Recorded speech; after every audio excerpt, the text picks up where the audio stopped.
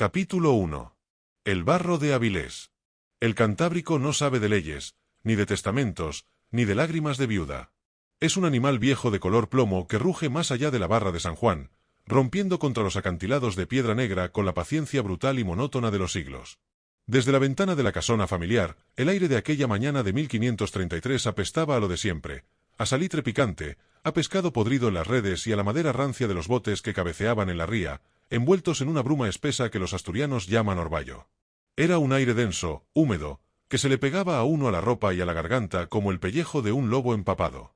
Pedro Menéndez tenía apenas 14 años, las manos ásperas llenas de sabañones por el frío del norte y los ojos fijos en la línea donde el agua gris se juntaba con el cielo. No miraba la tierra, jamás le había interesado lo que crecía entre las piedras. Su mirada estaba puesta en el canal, allí donde los barcos ponían proa a mar abierto. Tu padre está muerto, Pedro. En esta casa entran más pleitos que ducados, y los muertos no pagan las deudas de las notarías, sentenció Martín de Valdés, un pariente lejano de la familia, hombre de barbas ralas, manos demasiado blancas y modales de tintero que repasaba unos pergaminos con dedos manchados de tinta. La hacienda de vuestra madre, doña María, es la que es, bien lo sabéis. No queda ni para pagar el diezmo de la iglesia de San Nicolás. O se busca un nuevo marido que administre estos muros, o vuestras hermanas acabarán pidiendo limosna en las gradas del muelle. Pedro ni se volvió a mirarlo. Tenía la mandíbula apretada, una costumbre temprana que le endurecía las facciones, dándole el aire de un hombre hecho y derecho antes de tiempo. Su padre, el viejo Juan Alfonso Menéndez, había sido un hidalgo de rancio abolengo, pero de los que sabían lo que costaba ganar un ducado a Barlovento, doblando el lomo en la cubierta y comerciando con Galicia y Vizcaya. Pero los pleitos de tierras en Oviedo, las malas cosechas y la maldita burocracia de los escribanos habían esquilmado la casa solariega de los Menéndez más rápido que una flotilla de corsarios franceses en mitad de una ría. Ahora, un padrastro, un hombre ajeno a su sangre, un vecino de Oviedo con ínfulas de gran señor y manos limpias de salitre, pretendía sentarse a la cabecera de la mesa, administrar los pocos huertos que quedaban y decidir el destino de los hermanos. No me voy a quedar aquí a ver cómo ese hombre se bebe el vino de las viñas de mi padre, dijo el muchacho. Su voz no era el ruego de un niño asustado, sino un hilo seco, firme, templado en la fragua de una terquedad asturiana. ¿Y qué demonios piensas hacer, zagal? ¿Irte al monte con los vaqueiros? Se mofó su hermano mayor, Álvaro, que ya mostraba los hombros caídos y la mirada resignada de los que aceptan el yugo de los bueyes y el arado. La tierra es lo único seguro que tenemos. Mal que bien, da de comer si doblas el lomo y callas ante los que mandan. La tierra es para los gusanos, hermano. Yo me voy al agua. El mar no entiende de herencias, ni de padrastros, ni de firmas de escribanos. Lo que coges con tus manos en una cubierta es tuyo, si tienes el cuajo y el acero para defenderlo. El de Valdés levantó los ojos del papel, soltando una risotada seca que sonó a pergamino viejo. El agua dice. Al rapaz le ha dado por ser marino. No sabes lo que es el hambre a 3 jornadas de la costa, Pedro Menéndez. No sabes lo que es ver aparecer una vela francesa por el horizonte cuando llevas la bodega cargada de mineral, la jarcia rota y la pólvora húmeda. En las tabernas del puerto se habla mucho de gloria, pero los peces están gordos de tragarse a tontos que pensaban como tú. Te van a cortar las orejas antes de que aprendas a tomar un rizo a la vela. Pedro no respondió. No valía la pena gastar saliva con hombres que medían la vida en fanegas de trigo y varas de paño. Se dio la vuelta con parsimonia, cruzó el umbral de la sala y subió por la escalera de madera crujiente hacia el desván donde dormía. No había tiempo que perder. El viento del norte estaba rolando y la marea empezaría a vaciar la ría a medianoche. Esperó a que la casona quedara en un silencio absoluto, roto solo por el monótono tamborileo de la lluvia sobre las tejas de pizarra y los ronquidos pesados de su hermano en el jergón vecino. Se movió como una sombra. En un hato de lona burda empaquetó sus escasas pertenencias, una muda de lienzo limpio, unas calzas viejas de lana y el objeto más valioso que poseía, un cuchillo de monte con el cabo de hueso tallado que había pertenecido a su abuelo. Después, con la destreza de un cirujano, se acercó al arcón de roble de la salita inferior. Sabía exactamente dónde guardaba su madre las pocas monedas que salvaban de los acreedores y las alcabalas.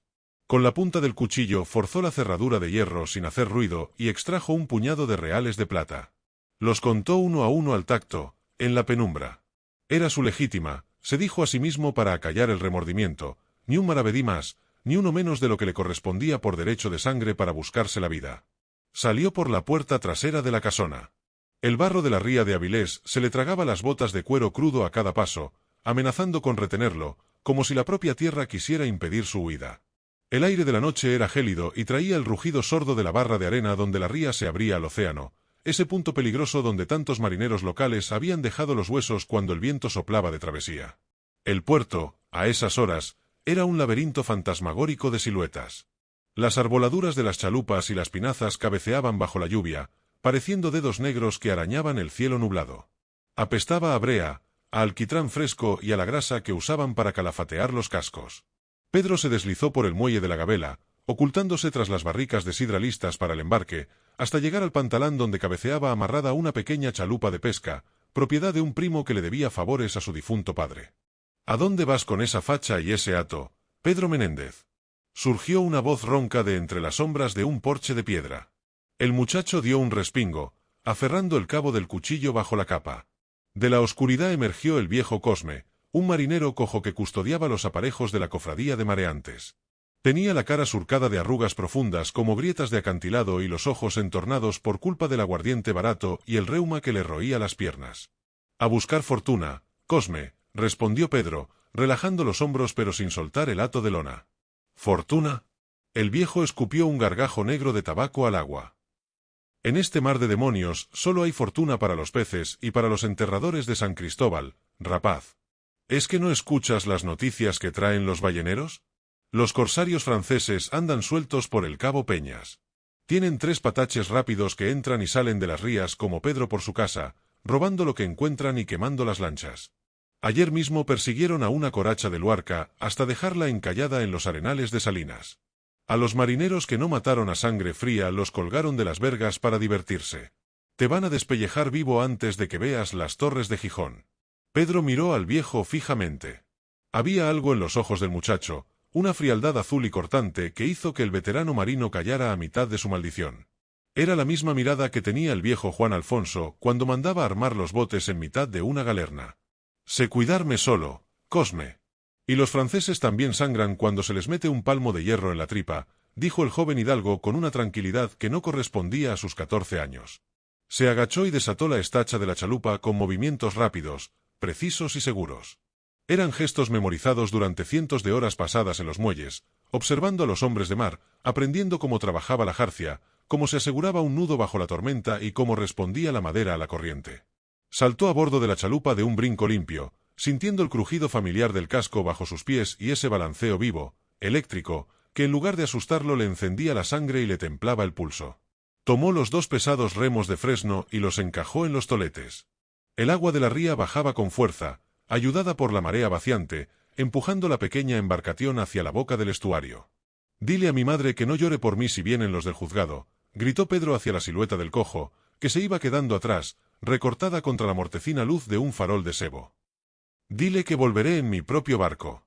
O que no espere ver mis huesos en el cementerio familiar. —Estás loco, Menéndez. Hijo de vasco tenías que ser por parte de madre. Le devolvió el viejo Cosme, aunque ya no había ira en su voz, sino una especie de resignación admirada. Que la Virgen de la Guía te pille confesado cuando salgas de la barra. Pedro hundió las palas en el agua negra, empleando toda la fuerza de sus jóvenes espaldas. Cada palada lo alejaba de las deudas, de los tíos tinterillos, del padrastro advenedizo y de las calles embarradas de Avilés. La corriente de la ría lo arrastraba con rapidez, pasando junto al perfil oscuro del castillo de San Juan de Nieva, cuyas almenas parecían vigilar su huida en mitad de la penumbra. Al llegar a la barra de arena, el Cantábrico lo recibió con un bofetón de espuma helada que le empapó la cara, le cegó los ojos por un instante y le obligó a achicar agua con el pie. La chalupa se elevó sobre la primera gran ola, manteniéndose un segundo suspendida en el aire gris de la madrugada antes de caer con un golpe seco que hizo crujir las cuadernas y temblar la quilla. A babor, los acantilados del Cabo Peñas se adivinaban como gigantes oscuros envueltos en la bruma. Pedro Menéndez no miró atrás ni una sola vez. Con 14 años, unos reales robados en el bolsillo, un cuchillo de hueso y los remos firmes entre las manos, se adentró en el desierto gris del océano, dispuesto a arrebatarle a los franceses y al propio mar el destino que su tierra le negaba. Capítulo 2. El precio de un patache. Para mandar en el Cantábrico antes de tener barba, hace falta algo más que la hidalguía heredada. Se necesita el frío en las entrañas y el respeto de los hombres que huelen a brea y no le temen a Dios ni al rey. A finales de 1534, las tabernas y los astilleros de la ría de Ribadeo eran un hervidero de náufragos, desertores y comerciantes arruinados por las correrías de los franceses. El dinero escaseaba, pero el hierro y la madera de roble seguían teniendo precio. Pedro Menéndez ya no era el rapaz que había huido en una chalupa de pesca un año atrás. Había pasado meses embarcado como mozo de mancebía en carabelas mercantes, limpiando el pantoque, recibiendo bofetones de los contramaestres y aprendiendo a leer el cielo como si fuera un mapa. Tenía 15 años, los hombros más anchos, la piel curtida por la sal y el sol de invierno, y un propósito fijo entre ceja y ceja. Había regresado brevemente a sus tierras lo justo para arrancar a los albaceas de su padre la venta de una parte de su patrimonio legal, unos huertos y unos prados en Avilés que trocó por oro contante y sonante. 50 ducados de oro y un puñado de reales guardados en una faltriquera de cuero grueso pegada al pecho. «Es mucha madera para tan poco dinero, Menéndez», escupió maese Bartolomé, un carpintero de Ribera vizcaíno asentado en Ribadeo, mientras golpeaba con el reverso de su hacha el casco de una embarcación encallada en el fango de la orilla. «El roble está sano, las cuadernas aguantan un cañonazo de A4 y el tajamar corta el agua como una navaja. Un patache así no se regala». Pedro observaba la nave con ojos de halcón. Era un patache de apenas 20 toneladas, de líneas bajas, aparejo de cruz en el trinquete y una vela mayor latina lista para ceñir el viento del norte. Un barco rápido, nervioso, ideal para deslizarse por los acantilados sin ser visto y caer sobre las presas como un lobo sobre una oveja rezagada. Tenía los fondos sucios de caracolillo y necesitaba un buen calafateado con estopa y alquitrán caliente, pero la quilla estaba recta. «Tiene el mamparo de popa podrido por el agua dulce de la ría, maese Bartolomé», respondió Pedro con una calma fría, sin mostrar el menor entusiasmo. «Y las velas parecen los camisones de una vieja de Luarca, llenas de remiendos. Si le meto un trapo con viento fresco de travesía, se me van a desarbolar los palos antes de doblar el cabo Estaca de Bares. 30 ducados, y me encargo yo de buscar la estopa y los hombres para ponerlo a flote». El vizcaíno lo miró de arriba abajo, sopesando la audacia del hidalgo imberbe. En aquellos tiempos de guerra encubierta contra Francisco I de Francia, las patentes de corso, el contracorso, como lo llamaban los marinos norteños, se daban a cualquiera que tuviera el valor de armar un barco y arriesgar el pellejo contra los enemigos de Carlos V. Pero ver a un muchacho de 15 años negociando el precio de su propia quilla no era algo habitual. 40 ducados, Menéndez. Y te dejo 4 remos de repuesto y un ancla de repuesto que le quité a una pinaza vizcaína. Menos de eso sería ofender a mi madre, que en paz descanse. Pedro sacó la faltriquera de cuero. El sonido metálico del oro hizo que 2 marineros que remendaban una red cercana levantaran la cabeza con ojos codiciosos. Pedro colocó las piezas sobre la madera húmeda de una cuaderna, una a una, despacio, bajo la lluvia fina que empezaba a empapar los aparejos. 35. Ni un maravedí más. Y me llevo el patache hoy mismo, antes de que suba la marea de la tarde. El carpintero miró las monedas, miró el rostro imperturbable del joven, y con un gruñido que pretendía ser una maldición, barrió el oro con su mano callosa. «Tuyo es el ataúd de madera, Pedro Menéndez. Que San Telmo te guarde, porque como te topes con una carabela de Bayona, te van a colgar del palo mayor antes de que alcances a rezar un Padre Nuestro». El verdadero problema no era comprar el barco, sino encontrar hombres dispuestos a obedecer las órdenes de un capitán cuyos dientes apenas habían terminado de mudar. Pedro se dirigió a la Nao Perdida, una taberna de mala muerte situada a pocos pasos del muelle de carga, donde el aire era una mezcla insoportable de humo de turba, arenques ahumados y el sudor de marineros que llevaban meses varados sin soldada. Se sentó en una mesa rústica, colocó su cuchillo de cabo de hueso a la vista sobre el tablón y pidió una jarra de vino agrio de toro. A su lado se sentó Íñigo Ibarra, un contramaestre vasco que había perdido 3 dedos de la mano izquierda por el cabo de una driza en el Mar del Norte, un hombre con la piel del color del cuero viejo y una cicatriz que le cruzaba la mejilla desde la oreja hasta la barba. «Dicen en el muelle que has comprado el patache de maese Bartolomé, Menéndez», dijo Ibarra con voz de trueno, fijando sus ojos pequeños y astutos en el muchacho. «Y dicen que buscas tripulación para salir al contracorso». «Así es, Íñigo», respondió Pedro sin pestañear. «Salimos con la marea del amanecer. Busco 10 hombres con cuajo, que sepan manejar un sable, arrastrar un cabo bajo la galerna y que no pregunten la edad de quien les paga la ración de bizcocho». Una carcajada general estalló en la mesa vecina, donde 4 marineros gallegos y un artillero portugués apuraban sus escudillas de caldo. Un marinero corpulento, apodado el Roncón por su voz ronca y sus malas pulgas, se levantó tambaleándose por el vino, mostrando unos brazos como troncos de roble. ¿Y pretendes que nos juguemos el pescuezo a las órdenes de un guaje que aún huele a la leche de su madre?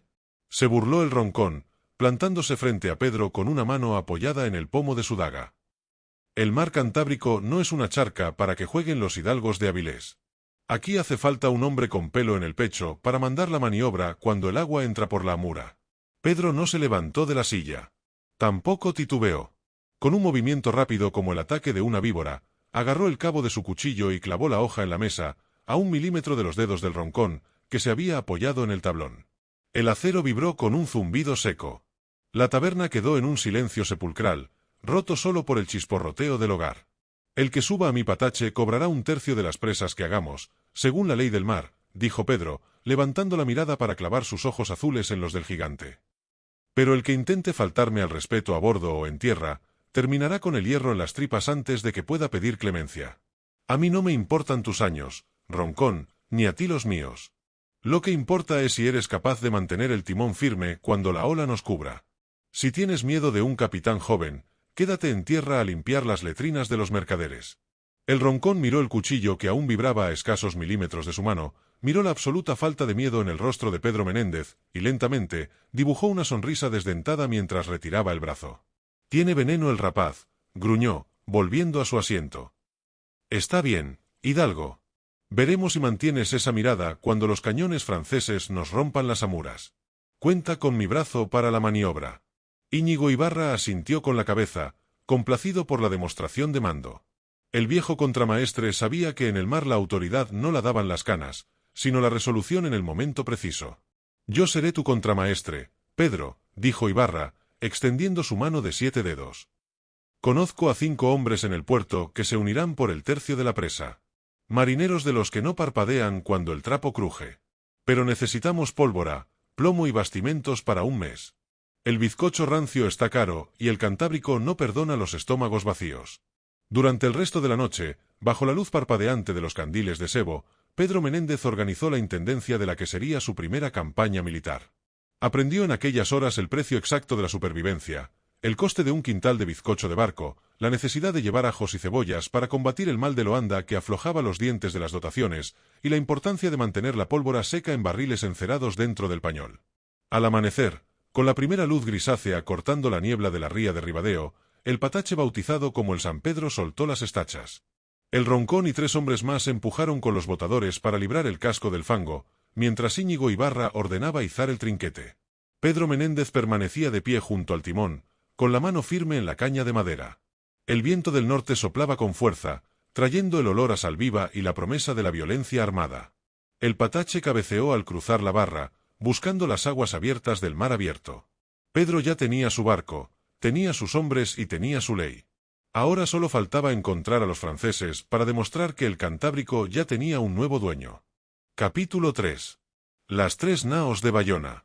El año de gracia de 1537 entró en el Cantábrico con temporales del oeste que arrastraban la espuma hasta los prados de la costa. A sus 18 años, Pedro Menéndez ya tenía los ojos de quien ha visto morir a hombres desangrados por la metralla y ha tenido que arrojar cadáveres al agua con una piedra atada a los pies. Su rostro, aún lampiño en las mejillas pero con un bigote ralo y oscuro, se había vuelto severo. Ya no era el hidalgo prófugo, ahora los armadores de Llanes, San Vicente y Ribadeo hablaban de él con una mezcla de respeto y desconfianza. Lo llamaban el rapaz Menéndez, un corsario implacable que pasaba más tiempo en la mar que en tierra firme.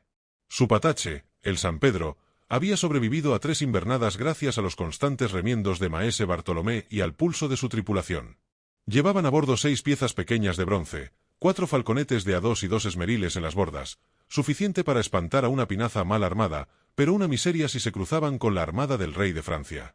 A mediados de mayo, navegando a la altura del cabo Ortegal con el viento rindiendo por el noreste, el mar se calmó lo justo para dejar ver el horizonte. Íñigo Ibarra, el viejo contramaestre de la mano mocha, escudriñaba las aguas desde la amura de babor con un catalejo de latón abollado. «Velas al sur-suroeste, capitán», dijo Ibarra, sin retirar el ojo del vidrio. 3 banderas. 3 naos grandes, de alto bordo. Y no traen trapo de mercader cansado.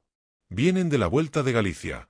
Pedro Menéndez subió a la tablazón de la toldilla con paso firme, aferrando la empuñadura de su espada, un acero toledano que había comprado en La Coruña con los réditos de su última presa. Tomó el catalejo que le tendía el contramaestre. El sol de la tarde hería los lienzos de las 3 naves lejanas. Eran pesadas, con castillos de popa elevados y las bordas erizadas de troneras. Una de ellas llevaba la bandera de la flor de lis ondeando en el tope del palo mayor. Las otras 2 eran naos vizcaínas, pero navegaban bajo el rigor del pabellón francés, presas capturadas en los accesos de la ría de Bilbao. Corsarios de Burdeos o de Bayona, gruñó el roncón, que limpiaba el oído de un falconete con un rascador de hierro. Nos doblan en tonelaje y nos quintuplican en bocas de fuego, Menéndez. Si nos huelen, nos van a pasar por encima como si fuéramos una cáscara de nuez. Conviene poner proa al norte y buscar el abrigo de la costa antes de que caiga la noche. Los marineros de la dotación, 12 hombres curtidos en el contracorso, miraron a Pedro esperando la orden de virar. El sentido común dictaba la huida. Un patache de 20 toneladas no presenta batalla a 3 naos de guerra a menos que el capitán busque una tumba rápida en el fondo del mar. Pedro Menéndez bajó el catalejo. Sus ojos azules estaban extrañamente tranquilos, fijos en la distancia. Esas 2 naos vizcaínas llevan en sus bodegas el hierro y el paño de nuestros mercaderes, dijo, y su voz corrió por la cubierta con la fuerza de un cabo tenso. Los franceses van cargados hasta las marcas, navegan despacio y creen que este mar es suyo porque no han encontrado a nadie con el cuajo de disputárselo. Si viramos ahora, dirán en Sevilla y en Madrid que los marinos del norte corremos como gallinas en cuanto vemos la flor de lis. Es una locura, Hidalgo, insistió el roncón, plantándose con los brazos cruzados. Eso no es valor, es suicidio. Nos van a desmantelar a la primera andanada. No si no nos dejamos tocar, roncón, replicó Pedro, clavándole una mirada que cortaba más que su acero. El San Pedro cala la mitad que ellos y ciñe el viento 2/4 más cerrado. Ellos tienen la ventaja del peso, nosotros, la de la velocidad y la maniobra. No vamos a abordar, Íñigo. Vamos a cazarlos como los lobos cazan a los bueyes, desgastándoles las piernas. La tripulación guardó silencio. No había entusiasmo en sus rostros, pero sí esa sombría resignación de los hombres del Cantábrico que han aprendido a fiarse de la audacia de su capitán porque ya los había sacado antes del infierno. «Arriba el trapo», ordenó Pedro Menéndez. «Iza el juanete de proa, Íñigo. Pon rumbo de colisión al barlovento de la nao capitana. Vamos a ver de qué pasta están hechos esos gabachos». El patache reaccionó con la ligereza de un caballo de carreras. Con el viento azotando por la aleta, el San Pedro acortó distancias con una rapidez asombrosa. Las 3 naos francesas, al avistar al pequeño intruso, no hicieron ademán de huir. Al contrario, la capitana viró ligeramente para presentar su costado de babor, abriendo las puertas de sus cañones pesados. Para los franceses, aquel patache asturiano era una presa fácil, un regalo del cielo antes de regresar a sus puertos. «Todos abajo, al abrigo de la borda», rugió Íñigo Ibarra. «Artilleros, con las mechas encendidas y las palanquetas listas». El primer cañonazo francés llegó cuando restaban 2 tiros de arcabuz. Una bola de hierro de a 8 libras rasgó el aire con un silbido atronador, levantando una columna de agua salada a escasos metros de la popa del patache. El impacto de la onda expansiva hizo temblar la tablazón. «Mantén el rumbo, timonel», gritó Pedro, inmóvil en la toldilla, con los ojos clavados en el aparejo de la nao enemiga. Un segundo cañonazo destrozó parte de la amurada de estribor del San Pedro, saltando astillas de madera que hirieron en la cara a uno de los marineros gallegos. El hombre cayó sangrando, pero nadie acudió en su ayuda, los ojos de todos estaban fijos en el monstruo de madera que tenían enfrente. Pedro Menéndez esperó. Sabía que la artillería de las naos pesadas tardaba una eternidad en recargarse y que sus punterías eran deficientes contra blancos rápidos y de perfil bajo. Cuando el patache estuvo lo bastante cerca como para distinguir las casacas azules de los oficiales franceses en el castillo de popa, Pedro levantó la mano. «Ahora, Íñigo. Mete el timón a la vía. Pásales por la popa». El San Pedro viró en redondo, aprovechando una racha de viento, y se deslizó justo por detrás de la gigantesca popa de la nao francesa, esquivando su ángulo de tiro. Las ventanas de los camarotes del capitán francés quedaron a tiro de tocamiento. «Fuego a los esmeriles. A la jarcia de la mayor», tronó Pedro. Los falconetes y los esmeriles del patache, cargados con cadenas y trozos de hierro viejo, dispararon al unísono con un estruendo seco. El humo negro lo cubrió todo. Desde la nao francesa llegaron gritos de dolor y el crujido pavoroso de la madera y las cuerdas rompiéndose. La palanqueta asturiana había cortado las drizas y los obenques del palo mayor enemigo. La gran vela redonda se desplomó sobre la cubierta como una ala rota, sumiendo la tripulación francesa en el caos. Sin darles tiempo a reaccionar, Pedro Menéndez aprovechó el impulso para ponerse al abrigo del viento de la segunda nao, la vizcaína capturada, que navegaba con poca dotación de presa. El Roncón, con la cara tiznada de pólvora y los ojos inyectados en sangre, disparó su falconete contra el timón de la presa, inutilizando su maniobra. El capitán francés de la capitana, viendo su arboladura dañada, sus dos presas separadas y el patache asturiano girando a su alrededor como un tábano furioso que amenazaba con cañonearlos desde los ángulos muertos, temió que aquella audacia fuera la avanzadilla de una escuadra real española oculta tras el cabo. El pánico corrió entre los oficiales de Burdeos.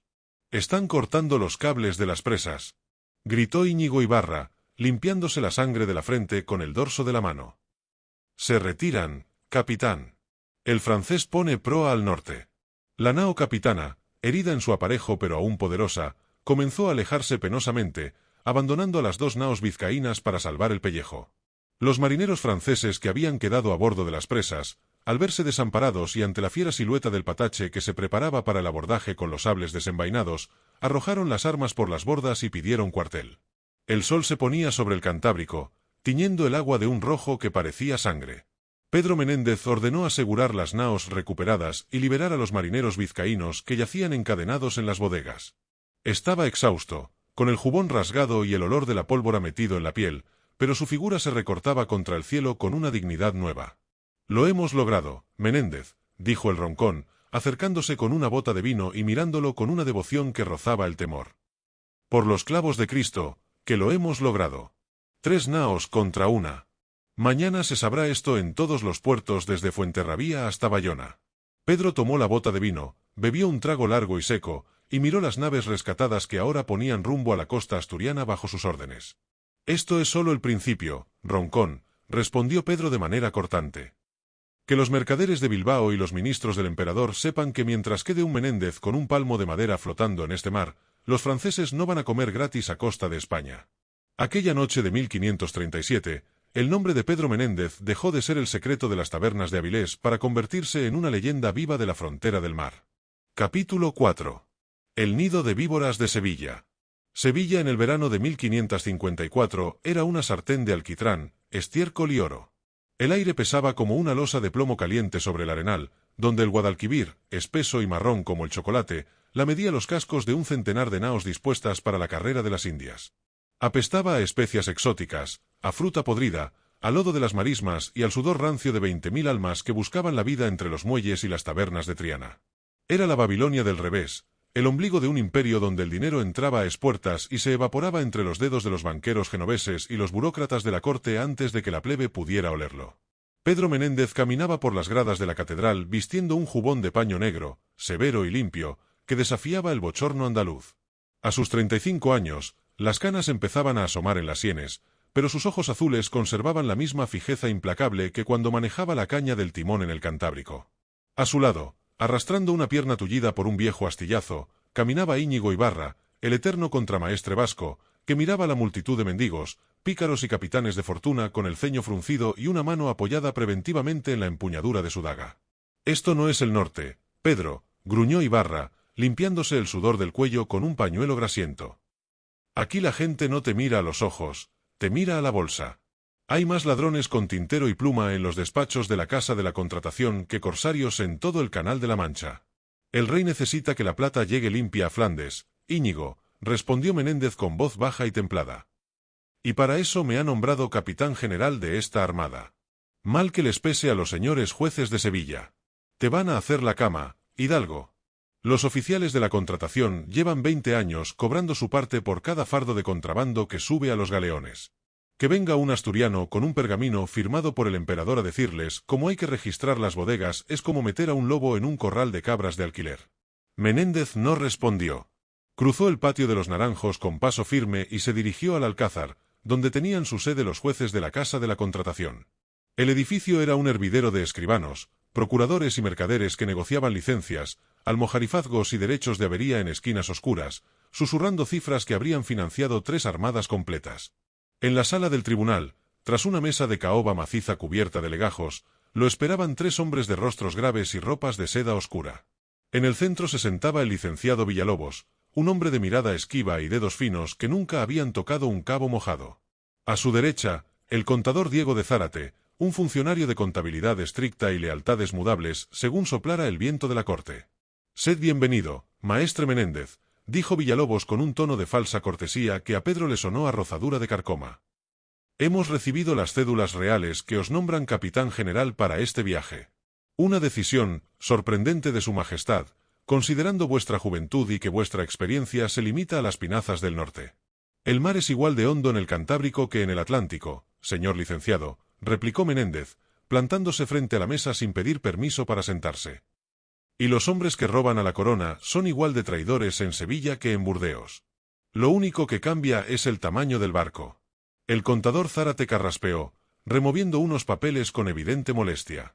«La carrera de las Indias tiene sus propias reglas, que no están en los libros de los marinos, don Pedro. Los mercaderes de la ciudad arriesgan sus haciendas en cada flota. Es costumbre de esta casa mostrar cierta flexibilidad en los registros para que los negocios sigan floreciendo. Un barco demasiado pesado en los papeles no navega bien en las cuentas de los banqueros». Menéndez apoyó ambas manos sobre la mesa de caoba, inclinándose ligeramente hacia los jueces. El silencio que se adueñó de la estancia fue espeso, cortante. «Flexibilidad», repitió Pedro con una sonrisa gélida. «Así llamáis aquí a sobrecargar las naos por encima de la línea de flotación, arriesgando las vidas de las tripulaciones y los caudales del rey para meter fardos de seda y oro que no pagan el quinto real. Ayer mismo estuve inspeccionando la nao capitana en el muelle de las Muelas. El maestre ha estibado 30 toneladas de contrabando en el pañol de pólvora. Si nos topamos con una tormenta en el canal de Bahamas, ese barco se irá al fondo en 5 minutos por culpa de la codicia de vuestros mercaderes. Medid vuestras palabras, Menéndez», advirtió Villalobos, perdiendo la compostura y enderezándose en su silla. «Estáis acusando a los hombres más respetables de Sevilla. Hombres que financian las guerras del imperio mientras vos cazabais chalupas francesas. Las instrucciones de la flota las redactamos nosotros, los jueces. Vos os limitáis a mandar los barcos según nuestras órdenes». Pedro Menéndez metió la mano bajo su capa de paño y sacó un pliego de pergamino grueso, sellado con cera roja y ostentando las armas imperiales de Carlos V. Lo dejó caer sobre la mesa con un golpe seco que hizo tintinear el tintero de plata de los escribanos. «Estas son mis instrucciones, firmadas de puño y letra por el rey antes de partir hacia Inglaterra», sentenció Menéndez, y su voz no admitió réplica. «En ellas se especifica que soy el único responsable de la disciplina, el orden y el registro de la Armada de la Guardia. Ni una sola nao soltará amarras de Sanlúcar de Barrameda si sus bodegas no han sido inspeccionadas por mí o por mis hombres. Y el maestre que intente ocultar un solo maravedí de contrabando será desembarcado en Grillos y sus bienes confiscados para la Cámara Real». El licenciado Villalobos miró el sello real con una mezcla de rabia e impotencia. Sabía que aquel asturiano terco tenía el respaldo directo del príncipe Felipe y que las quejas de los comerciantes de Sevilla rebotarían contra las paredes de la corte. «Os vais a ganar muchos enemigos en esta ciudad, Pedro Menéndez», susurró el juez con tono amenazante. «El dinero tiene los brazos largos, y a veces un capitán general puede sufrir un desgraciado accidente en una calle oscura de Triana o caer al agua en mitad de la noche antes de salir a la barra». Menéndez se enderezó, ajustándose los guantes de cuero crudo. Miró a los tres burócratas con un desprecio absoluto, el mismo que reservaba para los corsarios heréticos que suplicaban clemencia en las cubiertas ensangrentadas. «Llevo jugando al escondite con la muerte desde los 14 años, señor licenciado. He visto el hierro de cerca demasiadas veces como para asustarme por los susurros de unos hombres que se ocultan tras unas sotanas de seda. Mañana al amanecer empezaré el registro de la capitana. Sugiero que vuestros escribanos tengan los libros limpios, porque si encuentro un solo palmo de madera fuera de la ley, no me temblará el pulso para colgar al maestre de la verga mayor, aunque sea primo del propio asistente de Sevilla». Se dio la vuelta con parsimonia, haciendo restallar sus espuelas contra las losas del suelo, y salió de la sala seguido por la sombra fiel de Íñigo Ibarra. Al salir a las gradas de la catedral, el sol de la tarde hería los ojos y el griterío del arenal subía por las calles como un rumor de guerra. Menéndez se detuvo a contemplar las arboladuras que se recortaban a lo lejos, sobre el río. Sabía que la travesía del Atlántico sería dura, con sus calmas, sus tormentas y sus ataques de piratas ingleses y franceses. Pero también sabía, mientras acariciaba el pomo de su espada, que el verdadero nido de víboras, el enemigo más peligroso que amenazaba las entrañas del imperio, no estaba al otro lado del océano, sino allí mismo, vistiendo togas finas en los despachos de Sevilla. Y él estaba dispuesto a aplastarles la cabeza a base de orden, rigor y hierro asturiano. Capítulo 5. La firma en el pergamino. Julio de 1555 convirtió las aguas del Guadalquivir a su paso por Sanlúcar de Barrameda en un espejo líquido que hería los ojos. El calor de Andalucía no era como el del norte, este no venía del cielo, sino que subía del suelo arenoso y de las marismas, pegándose a la piel como una capa de grasa rancia. En la barra de Sanlúcar, donde el río moría para entregarse al océano, se mecían 14 naos y galeones listos para la travesía. Las banderas de la Armada de la Guardia de la Carrera de las Indias languidecían sin viento en los topes de los palos, mientras el rumor de cientos de calafates, toneleros y soldados cargando bastimentos llenaba el aire con un clamor ensordecedor. Pedro Menéndez contemplaba el despliegue desde el alcázar de la nao capitana, la San Juan.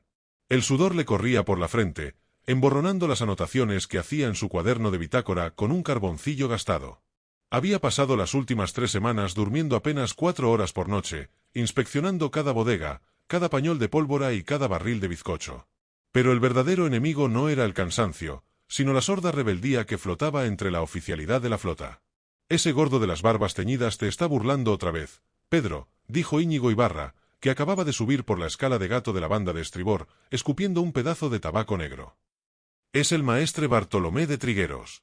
Acaban de meter por la amura de popa de la nao Santa María 6 cajones que huelen a paños de Flandes y seda de Granada. No están en el registro de la avería. Contrabando puro, del que deja doblones en Sevilla y arruina los fletes del rey. Menéndez cerró el cuaderno con un golpe seco. Su rostro, tostado por la sal y el sol del sur, se ensombreció. Le advertía a Trigueros que la próxima presa de contrabando le costaría el mando de la nao y un año de grillos en el castillo de San Jorge, dijo Pedro, ajustándose el cinturón de cuero de donde colgaba su espada.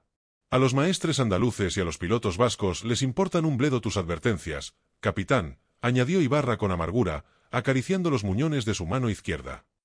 Dicen por las tabernas de Bonanza que eres un hidalgo asturiano con ínfulas, pero que las instrucciones que traes solo vienen firmadas por los jueces de la Casa de la Contratación. Y en este río, todo el mundo sabe que el papel de los jueces se compra con 3 barras de plata de Potosí. Si el rey está en Inglaterra o en Flandes, la ley está donde dicte el dinero de los mercaderes. Pedro Menéndez bajó a la cubierta principal con paso rápido, seguido por el contramaestre y 4 soldados gallegos armados con arcabuces. Mandó arriar el esquife y se hizo bogar hacia la Santa María, una nao pesada de 300 toneladas que cabeceaba perezosamente a un cable de distancia. Al subir a bordo, encontró al maestre Bartolomé de Trigueros, un hombre grueso, de dedos cuajados de anillos y un jubón de brocado demasiado rico para un marino, dirigiendo la estiba de la carga. A su lado, el piloto mayor de la nao, un vizcaíno de mirada torva llamado Juan de Amézqueta, repasaba una lista de carga en un trozo de papel mugriento. Maestre Trigueros, tronó la voz de Menéndez, interrumpiendo el chirrido de las poleas. Ordené suspender la carga de esta nao hasta que mis veedores cotejaran las mercancías con los libros de Sevilla. ¿Qué significan esos cajones que acaban de bajar al pañol de proa? Trigueros se volvió despacio, relamiéndose los labios con una sonrisa insolente que no presagiaba nada bueno. Se limpió el sudor del cuello con un pañuelo de seda y miró al asturiano de arriba abajo. Son provisiones particulares para la dotación, señor capitán general, dijo con un tono que rezumaba sarcasmo. Tocante a la orden de suspensión, aquí tengo las instrucciones de la Casa de la Contratación, firmadas por el licenciado Villalobos y el contador Zárate. En ella se dice claramente que la Santa María tiene licencia para completar su flete según el entender de este maestre. Los jueces mandan en tierra, don Pedro, y yo mando en mi cubierta. Su pergamino no es más que papel mojado, si no viene refrendado por los que pagan las averías en Sevilla. El piloto Amézqueta soltó una carcajada sorda, apoyándose en la borda con los brazos cruzados. Los marineros de la nao detuvieron sus trabajos, presintiendo el olor de la pólvora. El desafío era directo. Si Menéndez cedía ante Trigueros, su autoridad sobre la flota entera se desmoronaría antes de cruzar la barra de Sanlúcar. Pedro no desenvainó la espada, ni levantó la voz. Dio un paso hacia adelante, quedando a un palmo del rostro del maestre. Sus ojos azules tenían la misma fijeza helada de los témpanos del Mar del Norte. Los jueces de Sevilla no van a estar en el canal de Bahamas para achicar el agua cuando vuestro contrabando haga zozobrar esta nao, maestre, dijo Menéndez, y cada palabra cayó como un eslabón de cadena de hierro. Íñigo, confisca esos cajones. Si hay paños o sedas no declarados, poned a este hombre en el cepo de la capitana. Atrás. Rugió el piloto Amézqueta, echando mano al pomo de su daga. Ningún asturiano pone las manos en la carga de esta nao. Muchachos, a las armas. Varios marineros andaluces y vizcaínos dieron un paso al frente, armados con pasadores, bicheros y cuchillos de calafatear. La tensión era máxima. Un solo movimiento en falso desataría un motín sangriento en mitad de la ría. Menéndez no se inmutó. Hizo una sutil señal con la mano izquierda y los 4 soldados gallegos que lo acompañaban levantaron sus arcabuces, amartillando las llaves de rueda con un chasquido seco y apuntando directamente al pecho de Trigueros y de Amézqueta. Las mechas encendidas desprendían un hilo de humo azul que apestaba a azufre. Un solo gesto, Trigueros, y vuestros anillos se van al fondo del Guadalquivir con vuestras tripas, sentenció Pedro Menéndez. Bajad las armas. Ahora mismo. El maestre, viendo el brillo implacable del plomo a escasos pasos de su jubón de brocado, palideció bajo la roña del sol. Hizo un gesto desganado a sus hombres para que se retiraran. Esto os va a costar el cargo, Menéndez, siseó Trigueros, tragando saliva con dificultad. Los mercaderes del Arenal tienen oídos en la corte. Mañana mismo saldrá un correo para Madrid. Que salga, replicó Pedro, dándose la vuelta. Pero vuestra carga se queda en tierra hasta que yo diga lo contrario. Esa misma tarde, de regreso en la cámara de la nao capitana, bajo la luz sofocante de un par de hachas de cera, Pedro Menéndez se sentó ante su mesa de campaña. Sabía que la situación era insostenible. Los maestres y pilotos andaluces eran hombres soberbios, acostumbrados a la debilidad de la burocracia sevillana. No respetarían a un capitán general por el mero hecho de llevar un papel de la contratación, necesitaban sentir el peso sagrado de la corona sobre sus cervices. Tomó una pluma de ganso, la mojó en la tinta negra y comenzó a escribir con letra firme y angulosa, dirigiendo su misiva directamente a su majestad el rey, que por entonces gobernaba los reinos desde el norte de Europa. Hay necesidad que vuestra majestad envíe a mandar a los jueces de la Casa de la Contratación de esta ciudad de Sevilla que luego hagan y ordenen la instrucción que yo tengo de guardar en este viaje, porque conviene que como la hicieren y me la mostraren la envíen a vuestra majestad para ver si habrá que añadir o quitar en ella y que vuestra majestad la firme de su nombre para que los maestres y pilotos de las naos estén más obedientes a hacer lo que les mandaré. Lo cual no acostumbran a hacer estando firmada de los jueces de esta casa. Escribió durante horas, desnudando la corrupción de Sevilla, la indisciplina de las tripulaciones y el peligro inminente de perder la plata americana si la armada partía dividida por la codicia. Cuando terminó, selló el pliego con lacre rojo y se lo entregó a Íñigo Ibarra. Que este correo salga en el caballo más rápido hacia Madrid, Íñigo, ordenó.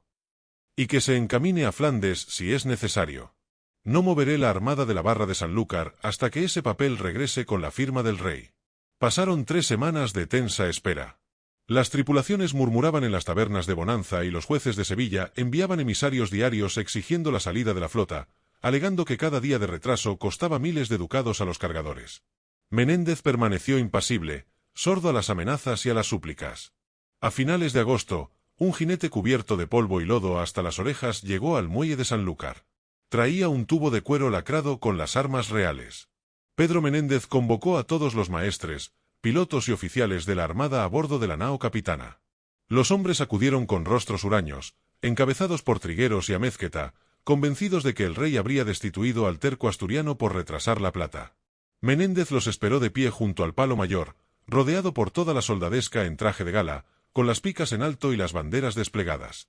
En sus manos sostenía el nuevo pergamino de instrucciones. «Señores maestres, pilotos y gentes de mar», dijo Pedro, y su voz resonó limpia sobre el rumor de la marea. «Los jueces de Sevilla han terminado sus deliberaciones. Pero este viaje no se rige por las leyes del Arenal, sino por los designios de la corona». Desenrolló el pergamino con solemnidad y lo giró para que todos pudieran verlo. En la parte inferior del documento, con trazos gruesos, negros e imperiosos, destacaba la firma manuscrita del monarca, «Yo el rey».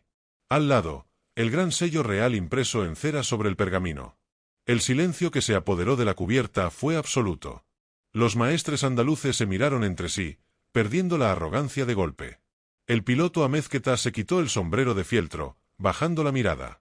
En la España del siglo XVI, aquella firma significaba la vida o la muerte. Desafiar ese trazo de tinta no era desobedecer a un burócrata de Sevilla, era cometer crimen de alta traición, punible con la horca y la confiscación de hasta el último maravedí de la herencia familiar.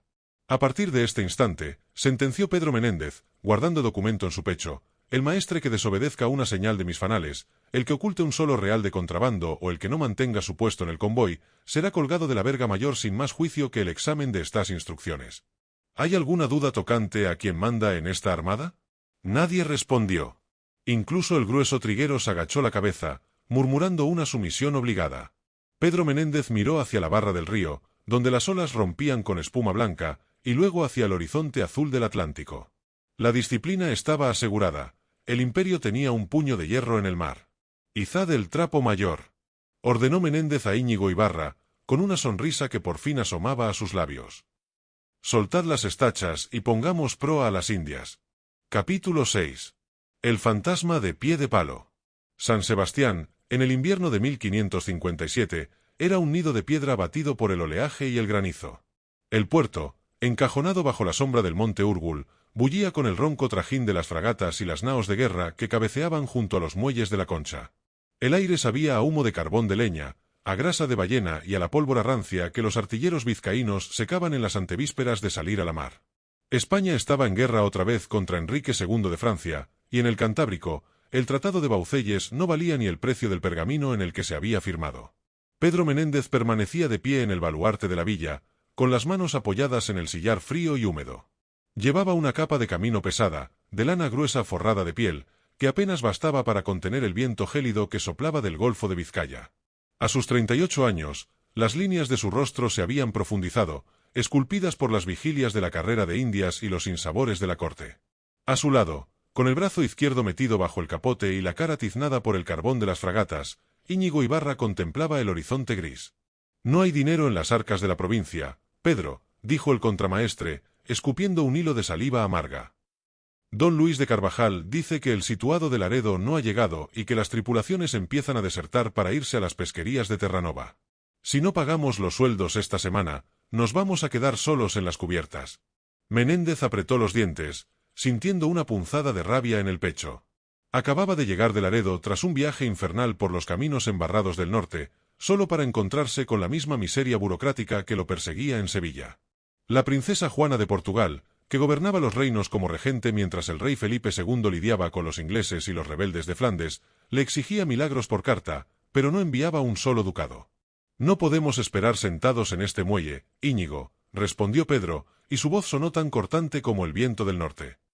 «Si nos quedamos aquí comiendo los bastimentos y gastando los sueldos en las tabernas, dirán los franceses que lo hacemos por cobardía. Dirán que los marinos de España tenemos miedo de salir a la mar. Y eso no lo voy a tolerar mientras yo sea el capitán general de esta armada». «El problema no es el miedo, Hidalgo, sino el plomo», replicó Ibarra, señalando con el mentón los 10 navíos pequeños que formaban su escuadra en la ría. «Llevamos 1.200 toneladas en total, barcos ligeros, rápidos, sí, pero desarmados. En todo el pañol de la capitana no hay más de 24 quintales de pólvora de cañón y 6 tristes quintales de pólvora de arcabuz. Si nos topamos con una escuadra gruesa, nos vamos a defender a pedradas». Pedro Menéndez se dio la vuelta con parsimonia, ajustándose el cinturón donde colgaba el toledano.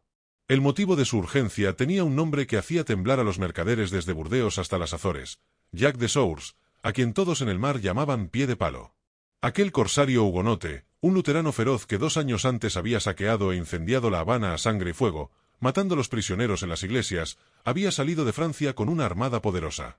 Los espías españoles en Bayona advertían que el francés planeaba limpiar la costa de Guipúzcoa antes de poner rumbo al Cabo de San Vicente para interceptar los galeones de la Plata que venían del Nuevo Mundo. Menéndez cruzó el patio de armas del castillo y se dirigió a la casa del corregidor, donde se alojaba. En la mesa de su camarote improvisado, bajo la temblorosa luz de un candil de hierro, reposaba una carta a medio escribir dirigida a la princesa regente. Tomó la pluma, la mojó en la tinta espesa y reanudó la escritura con trazos imperiosos. «Dícese en esta villa por nueva cierta que Piedepalo ha salido de Francia, para principiar a hacer mal en la costa, desembarcando en los puertos de mar, y trabajará de robarlos y quemarlos, porque este será su intento, y después irse o al Cabo de San Vicente o a las islas de las Azores a esperar las naos de las Indias, o irse en la vuelta de las Indias para tomar Santo Domingo y Puerto Rico». Detuvo la pluma, contemplando las sombras que bailaban en la pared de piedra. Sabía que Piedepalo no era un pirata cualquiera, era la avanzadilla de una Francia que pretendía romper el monopolio español en el Atlántico e inocular la herejía protestante en las venas del imperio. Si Sours tomaba las Azores o se fortificaba en las Indias, la corona española quedaría estrangulada. «Necesito 6.000 ducados, Íñigo», dijo Pedro sin levantar la vista del papel. «Aunque los mercaderes de Sevilla tengan que pagarlo del derecho de avería». Con ese dinero tomaré 2 naos más de las que don Luis de Carvajal tiene aparejadas en Laredo y reclutaré otros 400 hombres de armas. Prefiero ir empeñado hasta los ojos que entrar en la mar desapercibido de pólvora y dar una mala cuenta a su majestad. Los mercaderes de Sevilla van a rechistar, Pedro. Dirán que el Cantábrico no es su asunto, advirtió el contramaestre desde el umbral. Su asunto es la plata, e Íñigo, si Piedepalo rompe la línea en las Azores, no habrá plata que contar en el arenal. Iré a buscarlos yo mismo con lo que tengo si la corte no provee. Los cuerpos de corazas, los arcabuces y los morriones de la gente los proveeré yo a cuenta de mi propia hacienda. Si muero en la mar, al menos mis acreedores sabrán que caí con las armas en la mano. Al día siguiente, a pesar de la falta de respuesta de Madrid, Pedro Menéndez bajó a los muelles para pasar revista a la gente de guerra. Los 800 hombres de mar y guerra que había logrado reunir formaban en el muelle bajo una lluvia fina que calaba los capotes. Eran vizcaínos de manos callosas, asturianos de mirada huraña y algunos soldados viejos que habían servido en Italia, hombres rudos que sabían limpiar un arcabuz de rueda a ciegas pero que miraban con desconfianza las raciones de bizcocho rancio que se estibaban en las bodegas. Menéndez se plantó ante ellos, subido a una barrica de salazón. No vestía sedas ni brocados, llevaba el mismo peto de hierro arañado y el morrión de combate que sus hombres. «Muchachos», gritó, y su voz rompió el fragor del oleaje contra el muelle.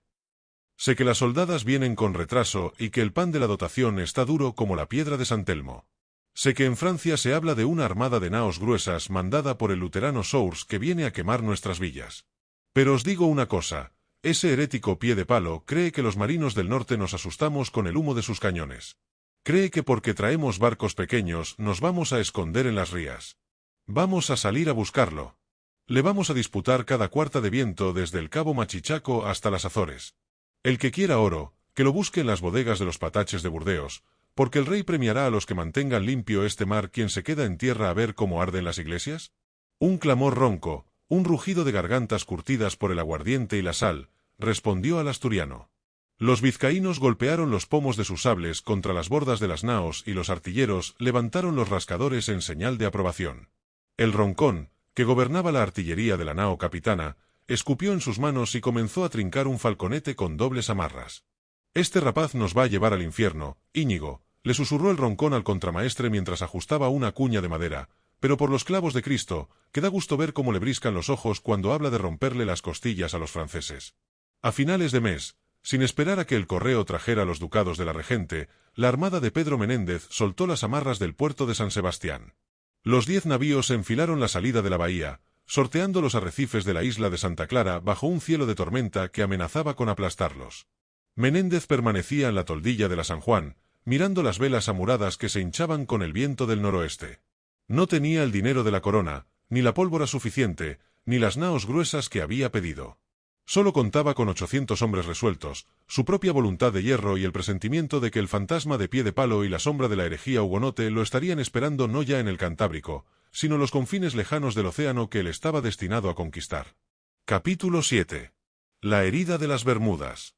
El Atlántico cobraba sus deudas en plata y almas. En el otoño de 1561, el océano se tragó el futuro de la estirpe de los Menéndez en un par de horas de furia ciega. La flota de la Carrera, que regresaba de las Indias cargada hasta los Imbornales con los tesoros del Perú, fue sorprendida por un huracán tardío a la altura de las Islas Bermudas, ese archipiélago maldito que los pilotos llamaban el cementerio de los marineros. Pedro Menéndez, desde el alcázar de la nao capitana, vio cómo los cielos se tornaban del color de la ceniza y el mar se levantaba en cordilleras de agua negra. Pero su mirada no buscaba la salvación de su propio barco, sino los 3 palos de la nao San Juan, que navegaba a sotavento. A bordo de ese navío, estrenándose como capitán tras los pasos de su padre, iba su único hijo varón, Juan Menéndez. Cuando la tormenta amainó, 3 días más tarde, el horizonte estaba desierto. La San Juan se había desvanecido sin dejar más rastro que un puñado de astillas flotando en la espuma. Pedro gastó semanas peinando los bajíos y los cayos de las Lucayas, desoyendo las protestas de los oficiales y consumiendo las raciones de la flota, aferrado a la desesperada esperanza de que su hijo hubiera ganado la costa de aquella Florida salvaje e inexplorada. Pero el mar solo le devolvió el silencio. 2 años después, en 1563, la pena de Pedro Menéndez se había vuelto de piedra, pero Sevilla no entendía de lutos. Entendía de venganzas. El calabozo de la Casa de la Contratación, en el Alcázar de Sevilla, Era una estancia húmeda donde la luz del sol solo entraba como un hilo enfermo a través de una claraboya erizada de rejas. El olor a orín, a moho y a rancho frío se pegaba a las paredes de sillar. Allí, sentado sobre un jergón de paja podrida, Pedro Menéndez contemplaba sus manos, desnudas de los anillos y los guantes de hidalgo que solía calzar. La puerta de hierro chirrió sobre sus goznes y la silueta maciza de Íñigo Ibarra se recortó en el umbral. El viejo contramaestre ya no vestía su capote de mar, llevaba una ropilla deshilachada y arrastraba su pierna tullida con un cansancio que parecía venirle desde los huesos.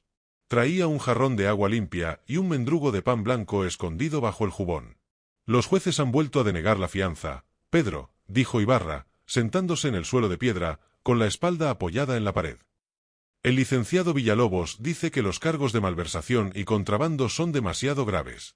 Piden 1000 ducados de oro para dejarte salir a respirar el aire del Arenal. Menéndez soltó una carcajada amarga, un sonido seco que no llegó a sus ojos. 1000 ducados. Sabiendo que gasté hasta el último maravedí de mi hacienda en armar los barcos del rey y en buscar a mi Juan por los Cayos. Esos bastardos de Tintero han esperado su momento durante 10 años, Íñigo. Esperaron a que estuviera roto por la muerte de mi hijo para cobrar de golpe todas las cuentas pendientes. Te la tenían jurada desde lo de Sanlúcar, asintió el contramaestre, ofreciéndole el pan. No te perdonan que les registraras las bodegas ni que les colgaras a los maestres protegidos por el consulado. Ahora dicen los escribanos que te quedaste con parte del quinto real en el viaje del 59 y que usaste la armada de la guardia para meter mercancías particulares. Tu hermano Bartolomé también está preso en las salas altas. Pedro tomó el pan, pero lo dejó a su lado sin probarlo. Su rostro estaba demacrado, surcado por la barba gris que le crecía descuidada, pero sus ojos azules seguían brillando con una luz peligrosa, la misma fijeza del lobo acorralado que aún guarda fuerza en las quijadas. No es el dinero lo que buscan, Íñigo. Buscan humillarme. Quieren que doble la cerviz ante los jueces para que todos los armadores del Cantábrico y de Andalucía sepan que en este imperio manda la pluma de Sevilla y no el acero del rey. Tienen miedo de que el rey Felipe me llame otra vez para organizar las flotas. Pues el rey está mudo en Madrid, Hidalgo, gruñó Ibarra con amargura. Le has salvado la plata 3 veces, trajiste a sus soldados desde Flandes sorteando a los ingleses, y ahora te deja pudrirte en esta mazmorra como si fueras un pirata de Argel. La corte es otro nido de víboras, Pedro. No hay memoria para los servicios pasados si el dinero de los mercaderes presiona en las secretarías. Menéndez se levantó despacio, estirando sus largos miembros. Caminó hasta la reja de la claraboya y se empinó para mirar el pequeño cuadro de cielo azul que se alcanzaba a ver. A lo lejos, el tañido de las campanas de la Giralda convocaba al Ángelus, y el rumor sordo del Arenal subía por los muros como el eco de un mundo que se le escapaba entre los dedos.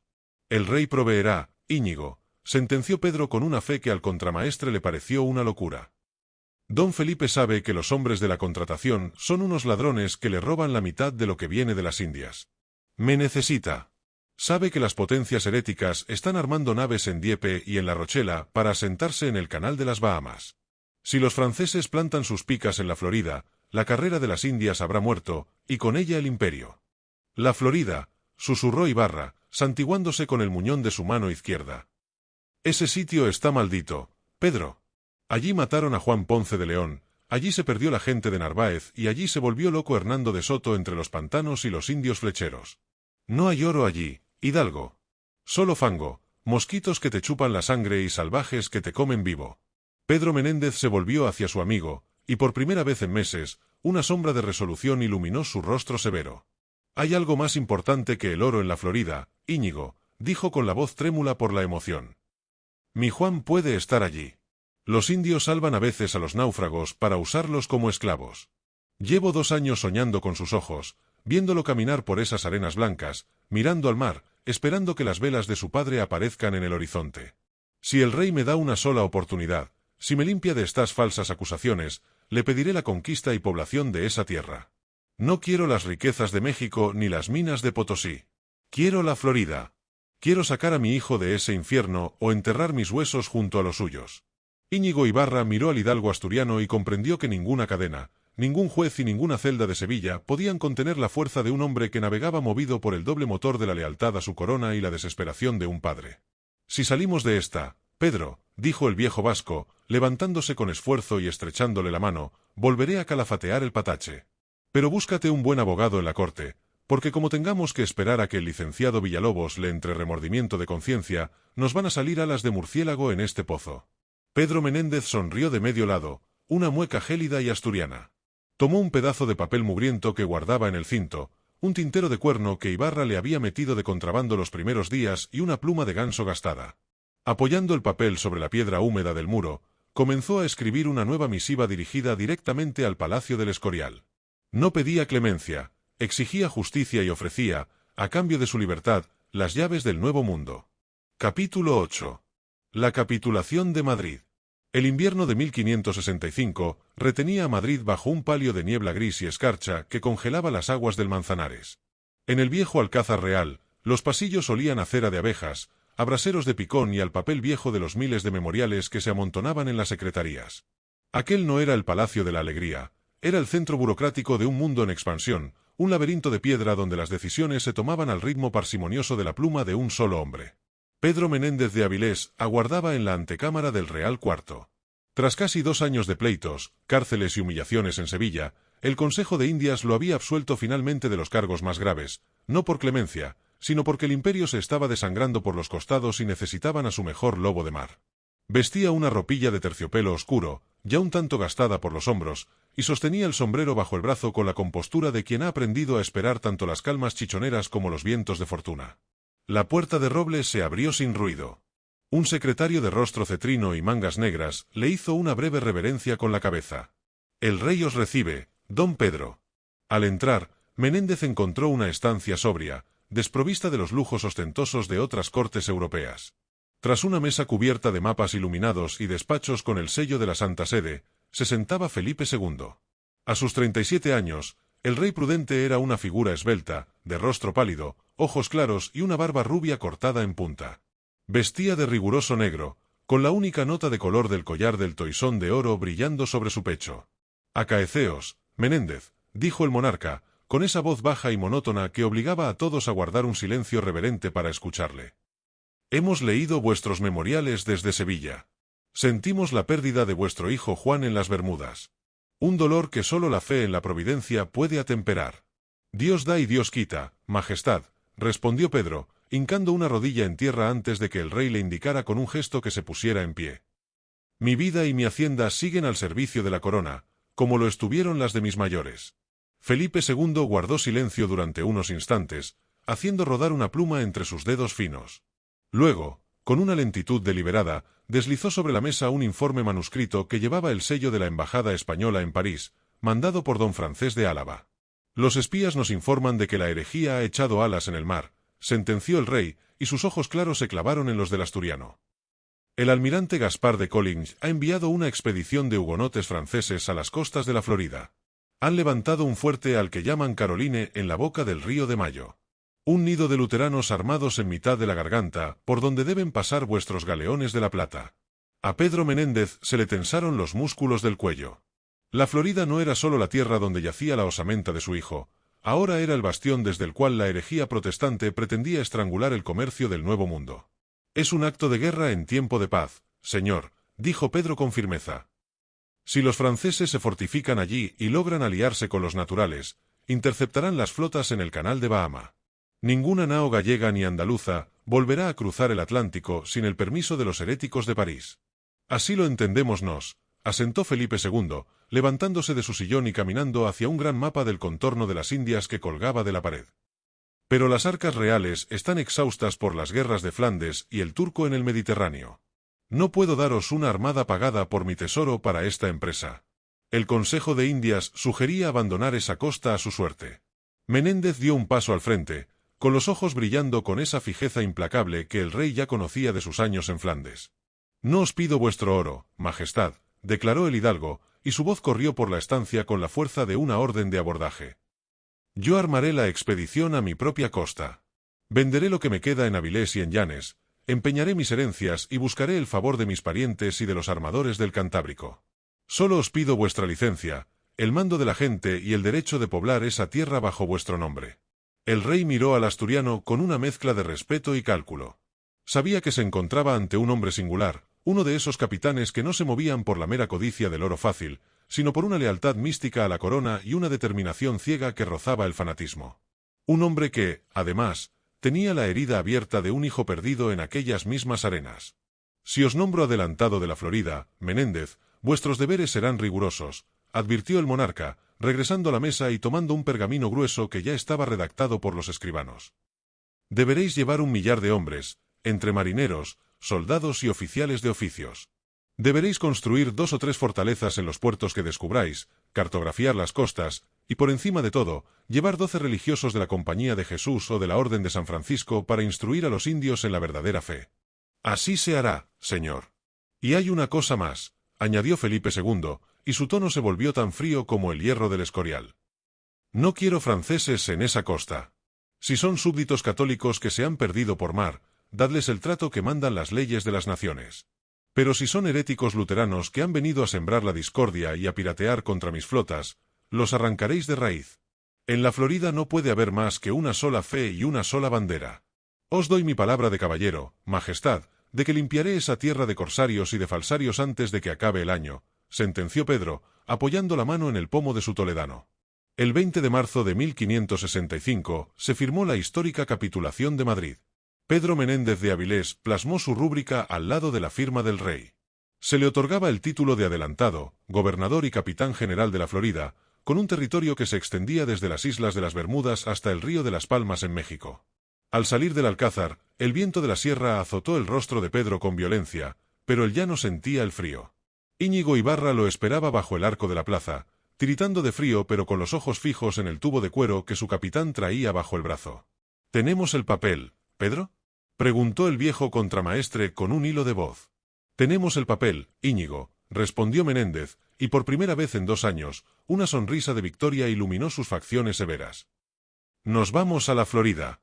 El rey nos da la tierra, pero las naos y los hombres los tenemos que poner nosotros. Hay que mandar correos a Avilés, a Santoña y a Sevilla. Que vendan las tierras y preparen las fragatas. Vamos a buscar a mi Juan y a librar la batalla definitiva contra los franceses en el fin del mundo». Íñigo se quitó el sombrero, dejando que el granizo le golpeara la calva, y sonrió de medio lado. Sabía que la locura del hidalgo asturiano acababa de convertirse en una cruzada imperial, y que las aguas de la Florida se teñirían pronto de sangre y pólvora bajo el mandato del nuevo adelantado. Capítulo 9. Las estacas de San Agustín. El 8 de septiembre de 1565, la Florida dejó de ser un mapa borroso en los despachos de Madrid para convertirse en un trozo de tierra bautizado con sangre, sal y rezos. El desembarco en la costa oriental de la península fue un parto agónico. Tras semanas de jugar al gato y al ratón con los galeones franceses de Jean Ribault frente a la barra del Río de Mayo, Pedro Menéndez de Avilés ordenó replegarse unas leguas al sur, hacia una ensenada protegida que habían avistado el 28 de agosto, el día de San Agustín.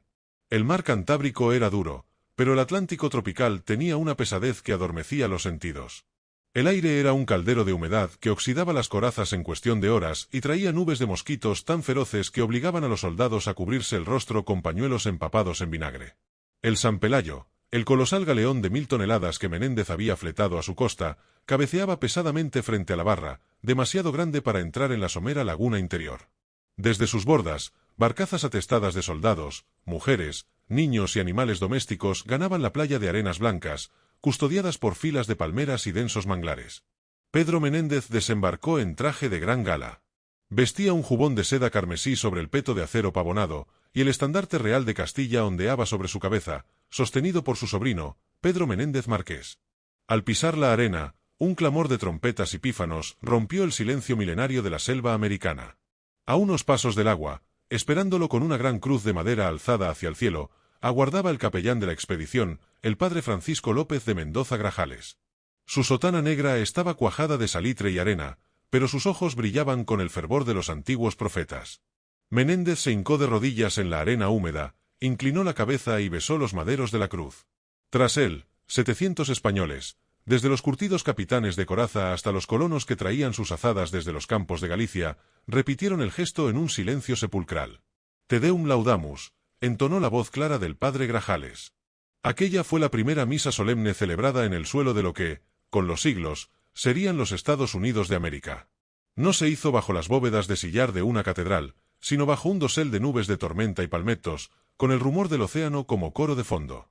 Los hombres juraron fidelidad al adelantado, que clavó su espada en la tierra declarando la fundación de la plaza fuerte de San Agustín. Entre la tropa que contemplaba la ceremonia se encontraba el soldado asturiano Martín de Argüelles. Era un hidalgo de llanes, de hombros anchos y manos hechas al manejo de la pica y el remo, que había vendido su escasa hacienda en el norte para embarcarse en el San Pelayo. A su lado, su esposa, Leonor de Morales, una mujer de mirada firme que sostenía un hatillo con sus pocas pertenencias, miraba la selva con el temor y la esperanza de quien sabe que ya no hay camino de regreso. Argüelles, con la mano apoyada en el pomo de su espada, no imaginaba que su apellido quedaría inscrito para siempre en los cimientos de aquel nuevo mundo. Sin embargo, los españoles no estaban solos. Al borde del bosque, medio ocultos por el follaje, decenas de indios timucuas observaban el despliegue con una mezcla de asombro y recelo. Eran hombres altos, de cuerpos atléticos cubiertos de tatuajes oscuros y cabellos recogidos en altos moños. Iban armados con arcos de madera de macassar tan largos como un hombre. El cacique de la región, un jefe imponente llamado Seloy, dio un paso al frente desarmado, flanqueado por sus principales guerreros.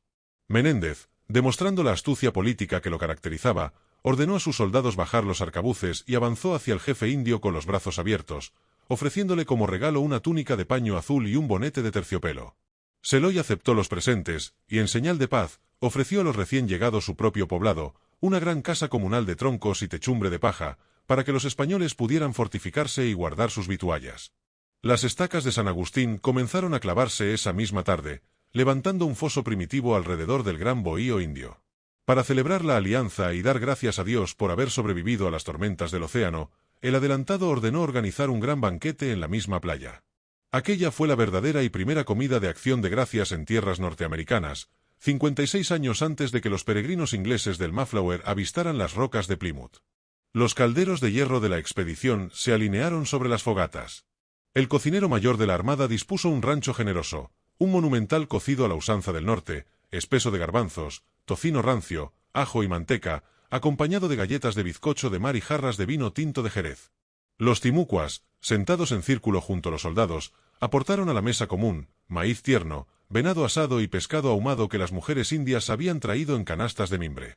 El padre Grajales bendijo la mesa en latín, mientras el cacique Seloy observaba los extraños ritos de los hombres blancos antes de hincarle el diente al bizcocho remojado en caldo. La escena era un contraste inverosímil, el refinamiento y el rigor de la España imperial compartiendo mantel y rancho con los señores de la selva de Florida, bajo la mirada atenta de oficiales como Martín de Argüelles, que devoraba su ración con la espalda apoyada en un barril de pólvora. Al caer la noche, mientras el vino templaba los ánimos y los timucuas entonaban cantos monótonos alrededor del fuego, Pedro Menéndez de Avilés se apartó de la celebración y caminó hacia la orilla del mar.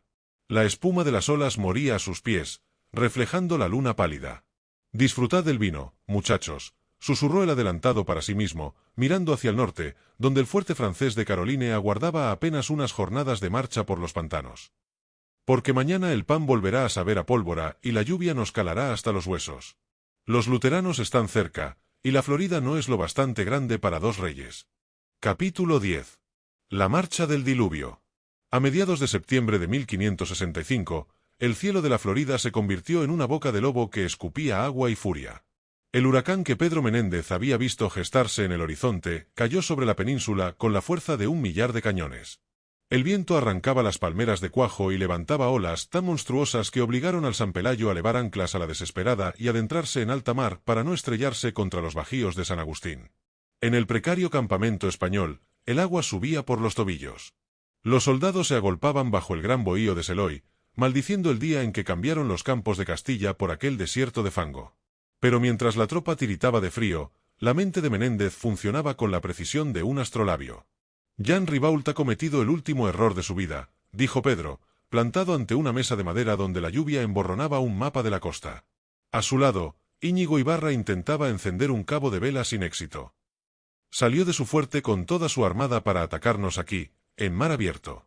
Este temporal habrá arrojado sus naos hacia el sur, encallándolas en los cayos o impidiéndoles regresar contra el viento. Si Ribault está atrapado en el mar», comprendió Ibarra, con los ojos muy abiertos. «Fort Caroline está desguarnecido», sentenció el adelantado. «Solo quedan allí los enfermos, las mujeres y una pequeña guardia. Es el momento de marchar sobre ellos por tierra». La propuesta sonaba a locura pura. Fort Caroline distaba casi 20 leguas hacia el norte a través de un territorio desconocido, una sucesión interminable de pantanos, manglares y ríos desbordados por el huracán.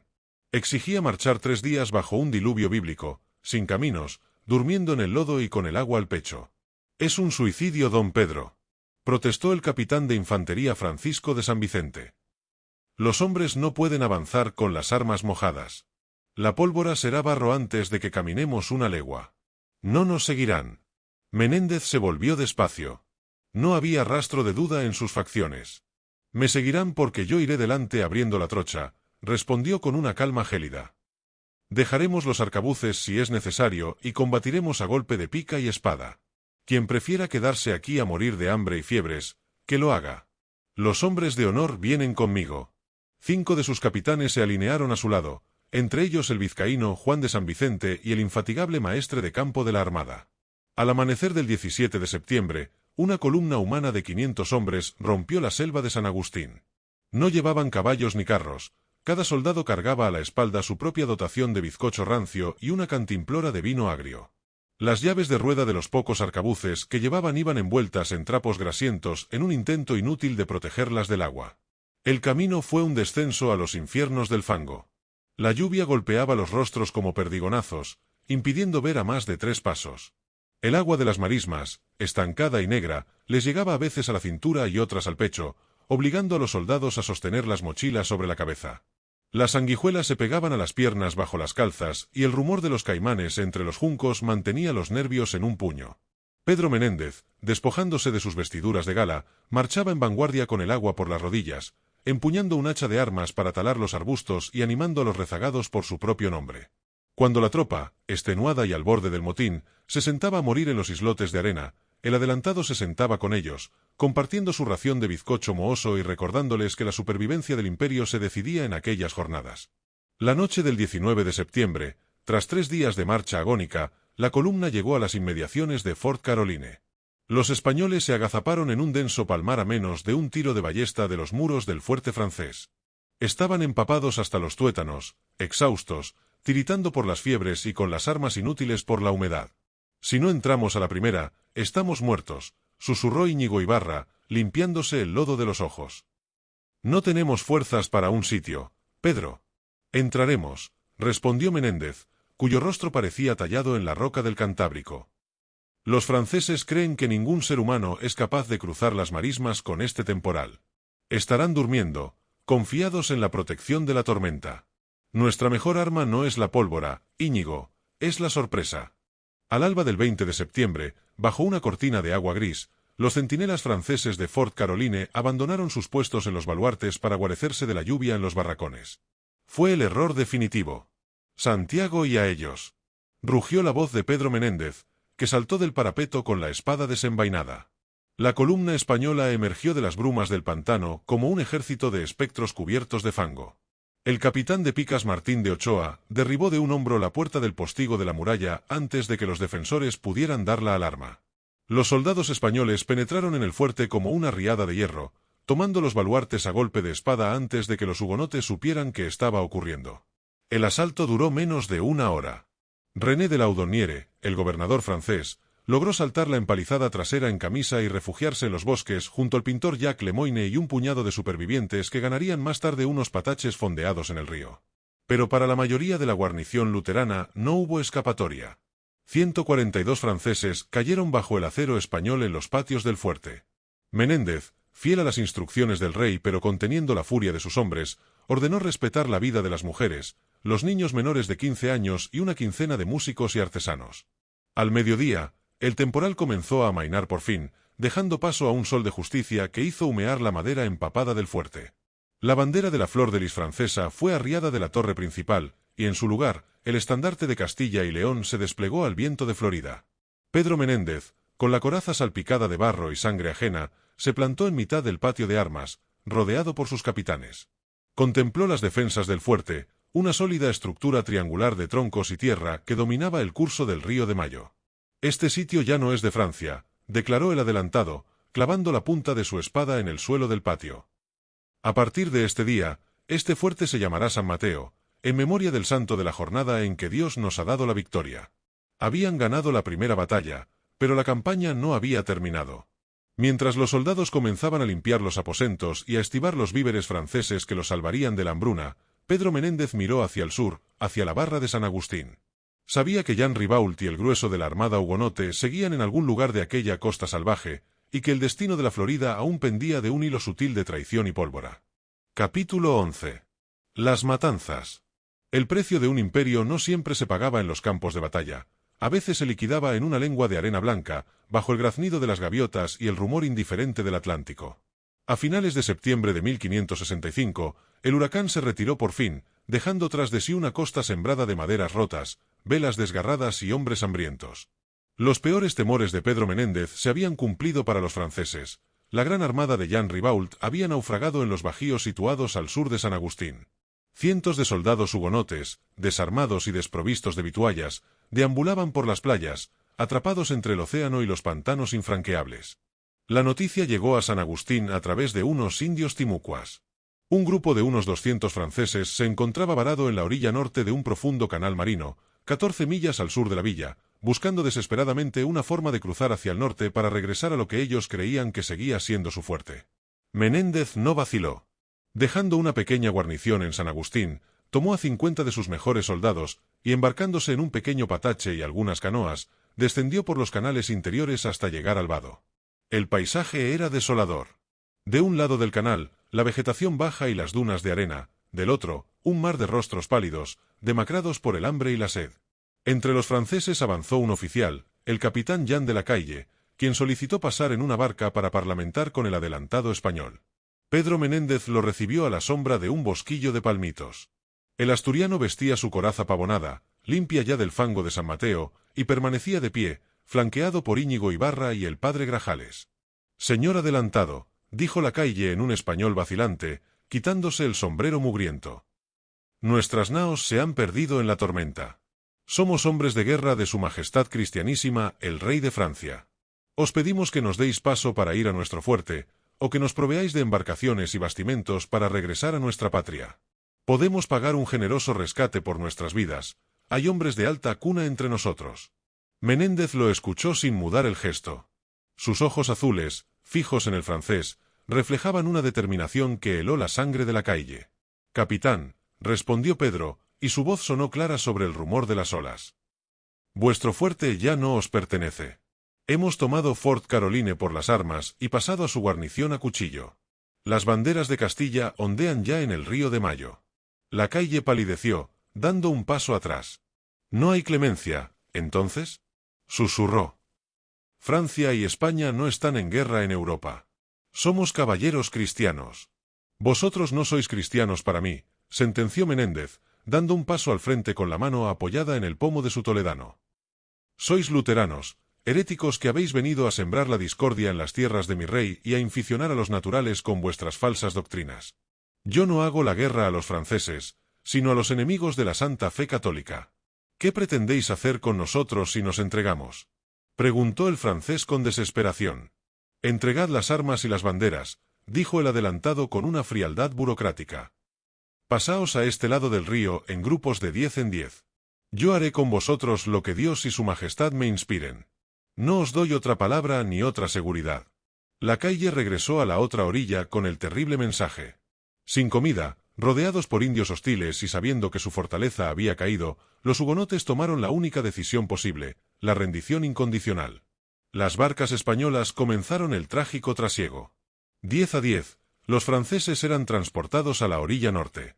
Tan pronto como desembarcaban tras las dunas, fuera de la vista de sus compañeros que aún esperaban al otro lado, los soldados de Menéndez les ataban las manos a la espalda con los cordeles de los arcabuces. Íñigo Ibarra contemplaba la escena con el rostro desencajado. Había visto la muerte en 100 abordajes, pero aquello no era un combate, era una ejecución ritual. «Pedro», susurró el viejo contramaestre, acercándose al adelantado. «Son 200 hombres. Muchos han tirado las espadas llorando. No hay forma de guardarlos como prisioneros o mandarlos a las islas en los pataches». Menéndez se volvió hacia su viejo amigo. En su mirada no había crueldad ni saña, sino el peso terrible de un deber ciego. «No tenemos vituallas para darles de comer, Íñigo», respondió Pedro con voz sorda. «Si los llevo a San Agustín, se levantarán contra nosotros a la primera oportunidad y nos degollarán mientras dormimos para apoderarse de la plaza. Somos 50 españoles contra 200 de ellos. El rey me mandó arrancar la herejía de esta costa, y el bienestar de nuestras mujeres y niños depende de que hoy no tengamos manos débiles. El adelantado tomó un bastón de mando, y con la punta, trazó una larga línea en la arena blanca, a unos pasos de un denso matorral. Luego se volvió hacia el capitán de la guardia. «Llevadlos tras la línea», ordenó. «A los que declaren ser católicos, separadlos. Al resto, ejecutad la justicia». Los prisioneros eran conducidos en fila por el sendero entre las dunas. Al cruzar la línea de arena, los soldados españoles, armados con picas y dagas, caían sobre ellos. No se gastó una sola gota de pólvora para no dar la alarma a los que aún esperaban al otro lado del canal. El padre Grajales permanecía de rodillas a unos metros, con los ojos cerrados, rezando el salmo de los difuntos en un susurro ininterrumpido. Solo 12 franceses que declararon ser católicos salvaron la vida aquella tarde, además de 4 músicos que Menéndez reclamó para el servicio de la villa. El resto, 111 hombres, quedaron sepultados bajo las arenas movedizas de la playa. 2 semanas más tarde, la historia se repitió en el mismo escenario, con una crueldad aún más solemne. Jean Ribault en persona, el gran almirante de la expedición hugonote, llegó al vado con el resto de los supervivientes de los naufragios, unos 150 hombres. Ribault, un marino veterano y orgulloso, se entrevistó con Menéndez. Al enterarse de la suerte de sus compañeros y de la caída de su fuerte, comprendió que su tiempo en la tierra había terminado. Rechazó abjurar de su fe luterana y, con una dignidad que conmovió a los propios oficiales españoles, recitó el Salmo Domine, Memento Mei antes de ofrecer el cuello al acero. «De la tierra venimos y a la tierra debemos volver», fueron las últimas palabras del almirante francés antes de que la daga del soldado San Vicente pusiera fin a su vida. Cuando el sol se ocultó tras los manglares, tiñendo las aguas del canal de un rojo encendido, Pedro Menéndez de Avilés ordenó el regreso a San Agustín. El viento del norte soplaba con fuerza, borrando las huellas de la tragedia en las dunas. Aquel paraje recibiría desde entonces, y para los siglos venideros, el nombre de la Ensenada de Matanzas. El adelantado navegaba en la proa del Patache, mirando hacia las luces lejanas de su incipiente ciudad. Había cumplido la orden de Felipe II al pie de la letra, la bandera herética había sido erradicada de la Florida. Pero el silencio que reinaba entre sus hombres, incluso en el rudo Íñigo Ibarra, era el testimonio de que la victoria había dejado una cicatriz profunda y oscura en las almas de los conquistadores. Capítulo 12. El invierno del hambre. La victoria sobre los franceses dejó un rastro de gloria efímera que pronto fue devorado por la cruda realidad del trópico. Para noviembre de 1565, el olor a pólvora quemada en Matanzas había sido sustituido por el hedor dulzón de la podredumbre, las fiebres y el fango estancado. La Florida no se dejaba conquistar fácilmente. Si los hombres no se mataban entre sí, la tierra se encargaba de liquidarlos despacio. El gran problema, como siempre en los confines del imperio, era el pan. Las provisiones rescatadas de Fort Caroline, ahora San Mateo, aliviaron las bocas españolas durante unas semanas, pero el acoso de los indios Aturigua, aliados de los franceses caídos, impedía a los soldados salir a cazar o cultivar. Para colmo de males, una noche de diciembre, un descuido en las cocinas de la guarnición de San Mateo provocó un incendio pavoroso que redujo a cenizas los barracones y gran parte de los bastimentos reales. San Agustín se convirtió en un corral de hambrientos. Las raciones se redujeron a una escudilla de harina de maíz rancia lavada con agua salobre, y de tarde en tarde, un pedazo de cecina que parecía suela de bota. En el interior del fuerte de madera de San Agustín, bajo una lona alquitranada que apenas desviaba el viento del norte, Pedro Menéndez de Avilés despachaba con Íñigo Ibarra. La luz de un sebo rancio iluminaba el rostro del adelantado, que había perdido peso, los pómulos se le marcaban como aristas de piedra y la barba gris le caía desaliñada sobre el peto deslucido. «Tenemos a más de la mitad de la gente con las fiebres tercianas, Pedro», dijo Ibarra, dejando sobre la mesa un informe arrugado. «Ayer enterramos a 3 vizcaínos. La gente ya no maldice a los franceses, te maldicen a ti. Dicen que los has traído a este osario a morir de hambre mientras la plata del rey pasa de largo hacia La Habana». Menéndez levantó los ojos, cargados de un cansancio infinito, pero con la fijeza intacta. «¿Quién alborota las escuadras, Íñigo? Dame nombres». «El capitán Juan de San Vicente y algunos oficiales de Sevilla», respondió el contramaestre en un susurro, mirando de reojo hacia la entrada de la tienda. «Están diciendo a los soldados que en Cuba hay tierras ricas y oro fácil, que esta península es un pantano maldito donde solo hay mosquitos y flechas. Hay una conjura para tomar uno de los pataches por la fuerza en cuanto el adelantado de la espalda». Pedro Menéndez se levantó despacio, arrastrando los pies calzados con botas de cuero reseco. Caminó hacia el exterior de la tienda. El campamento de San Agustín ofrecía una estampa desoladora. Los soldados se agrupaban en torno a las hogueras moribundas, con los capotes raídos ceñidos al cuerpo, limpiando flojamente las armas o simplemente mirando al suelo con ojos vacíos. Entre las chozas de paja y barro, Menéndez divisó a Martín de Argüelles. El soldado asturiano estaba remendando una de las estacas de la empalizada exterior con un hacha mellada. Su esposa, Leonor de Morales, permanecía sentada sobre un tronco cercano. El embarazo de la mujer ya era evidente bajo su pesada saya de lana. Su rostro reflejaba la palidez de las privaciones, pero mantenía una extraña dignidad norteña que conmovía al adelantado. Argüelles, al ver aproximarse a su paisano y capitán general, interrumpió su labor y se quitó el sombrero de fieltro. «Dios guarde a vuestra señoría», dijo el soldado con voz ronca. «¿Cómo está vuestra mujer, Martín?», preguntó Menéndez, ablandando por un instante el tono severo de su voz. «Fuerte, mi señor. Las mujeres de Llanes tienen la osamenta dura», respondió Argüelles, mirando de reojo a Leonor, que esbozó una sonrisa cansada. «Pero el maíz escasea y el agua de la laguna está dañando los vientres de la tropa. Falta poco para que la criatura quiera salir y no tenemos más que este suelo de arena y techos de palmeras para recibirla». Pedro Menéndez asintió despacio y puso una mano pesada sobre el hombro del soldado. «Mantened el ánimo, Argüelles. No he vendido mi hacienda de Avilés para dejaros morir en esta playa. Mandaré que os den una ración extra de los bizcochos de la capitana para vuestra esposa. Esa criatura que viene en camino necesita nacer fuerte. Va a ser el primer vástago de nuestra sangre que eche raíces en esta tierra. Así se hará, don Pedro.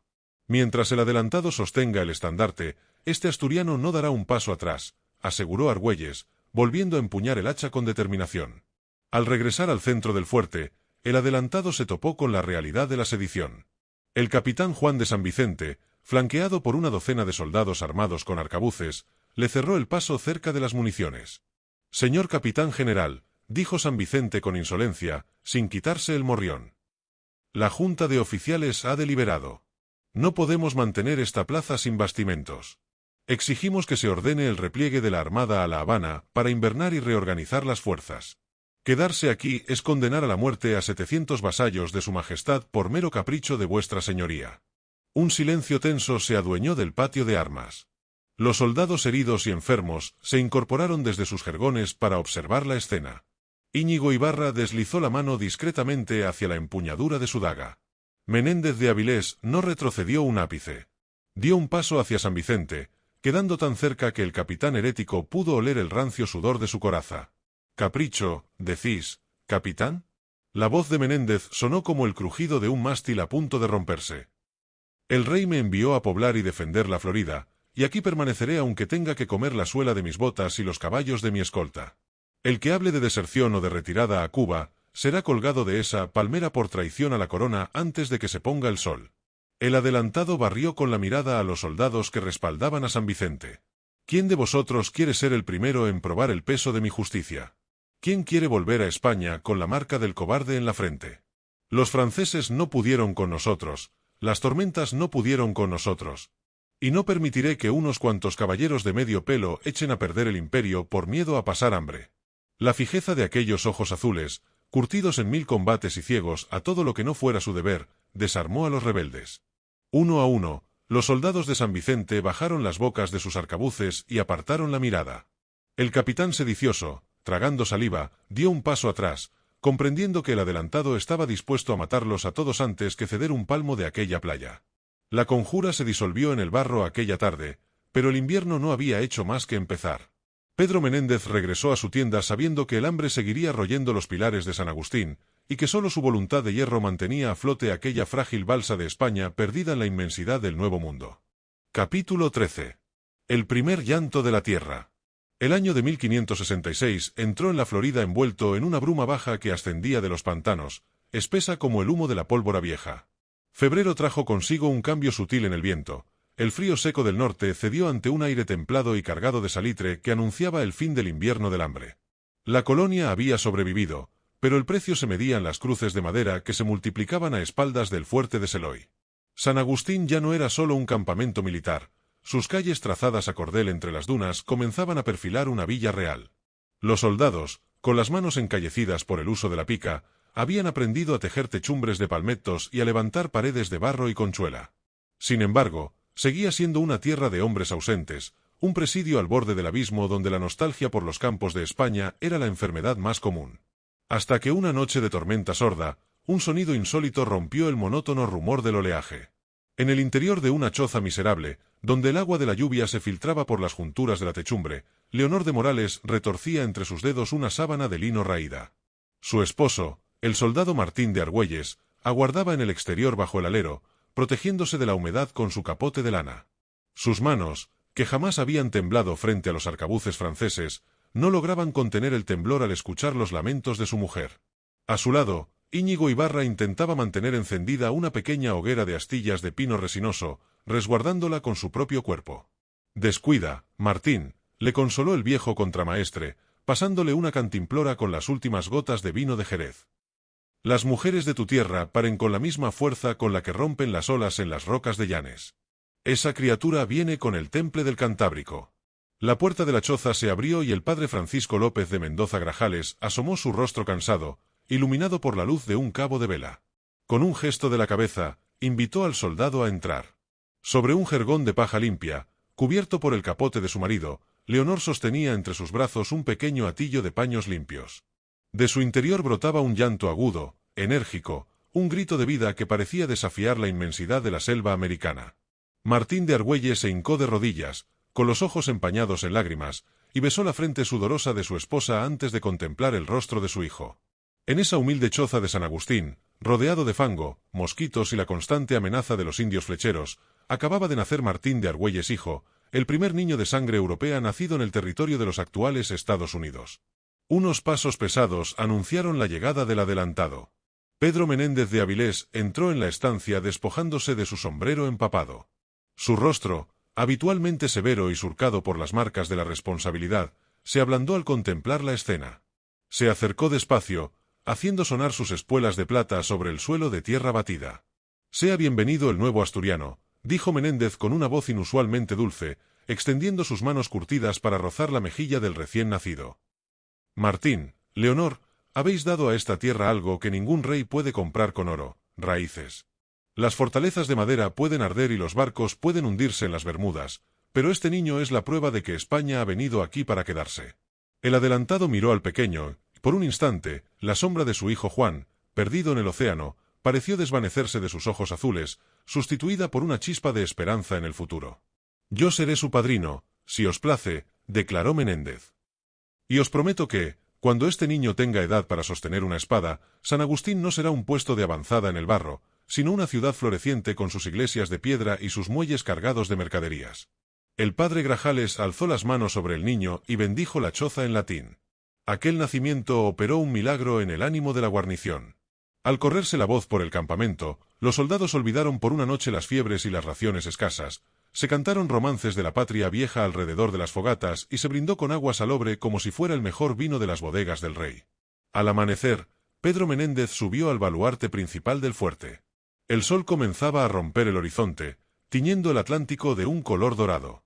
Íñigo Ibarra se situó a su lado, señalando con el dedo hacia el este, más allá de la barra del puerto. «Velas en el horizonte, Pedro», dijo el contramaestre con el corazón dándole un vuelco. «No son pataches franceses. Vienen por el rumbo de las islas». Menéndez sacó su anteojo de larga vista y lo ajustó con cuidado. 3 naos españolas, con las cruces de Borgoña desplegadas en sus velas principales, cabeceaban pesadamente en el mar exterior, anunciando la llegada de los socorros tan esperados desde La Habana y España. El adelantado sonrió de medio lado, guardando el catalejo. La Florida había cobrado sus diezmos de sangre, pero la tierra finalmente había claudicado. Con el socorro a la vista y el primer llanto de un hijo de su sangre resonando las cabañas, Pedro Menéndez de Avilés supo que el imperio de Felipe II había plantado sus picas de forma irreversible en los confines del Nuevo Mundo. Capítulo 14. El horizonte de Santa Elena. La llegada de la flota de socorro del capitán Sancho de Arciniega en la primavera de 1566 transformó el precario asentamiento de San Agustín. Ya no eran un puñado de náufragos y soldados desahuciados al borde de la hambruna, la descarga de 1500 hombres, armas nuevas, vacas, cerdos y relucientes pipas de vino andaluz devolvió el pulso vital a la empresa de la Florida. El aire, antes denso por la desesperación, ahora vibraba con el tableteo de los martillos y el canto de los hacheros que derribaban pinos para ampliar los muelles. Sin embargo, Para Pedro Menéndez de Avilés, el socorro no era un motivo para el descanso, sino la señal para acelerar sus planes.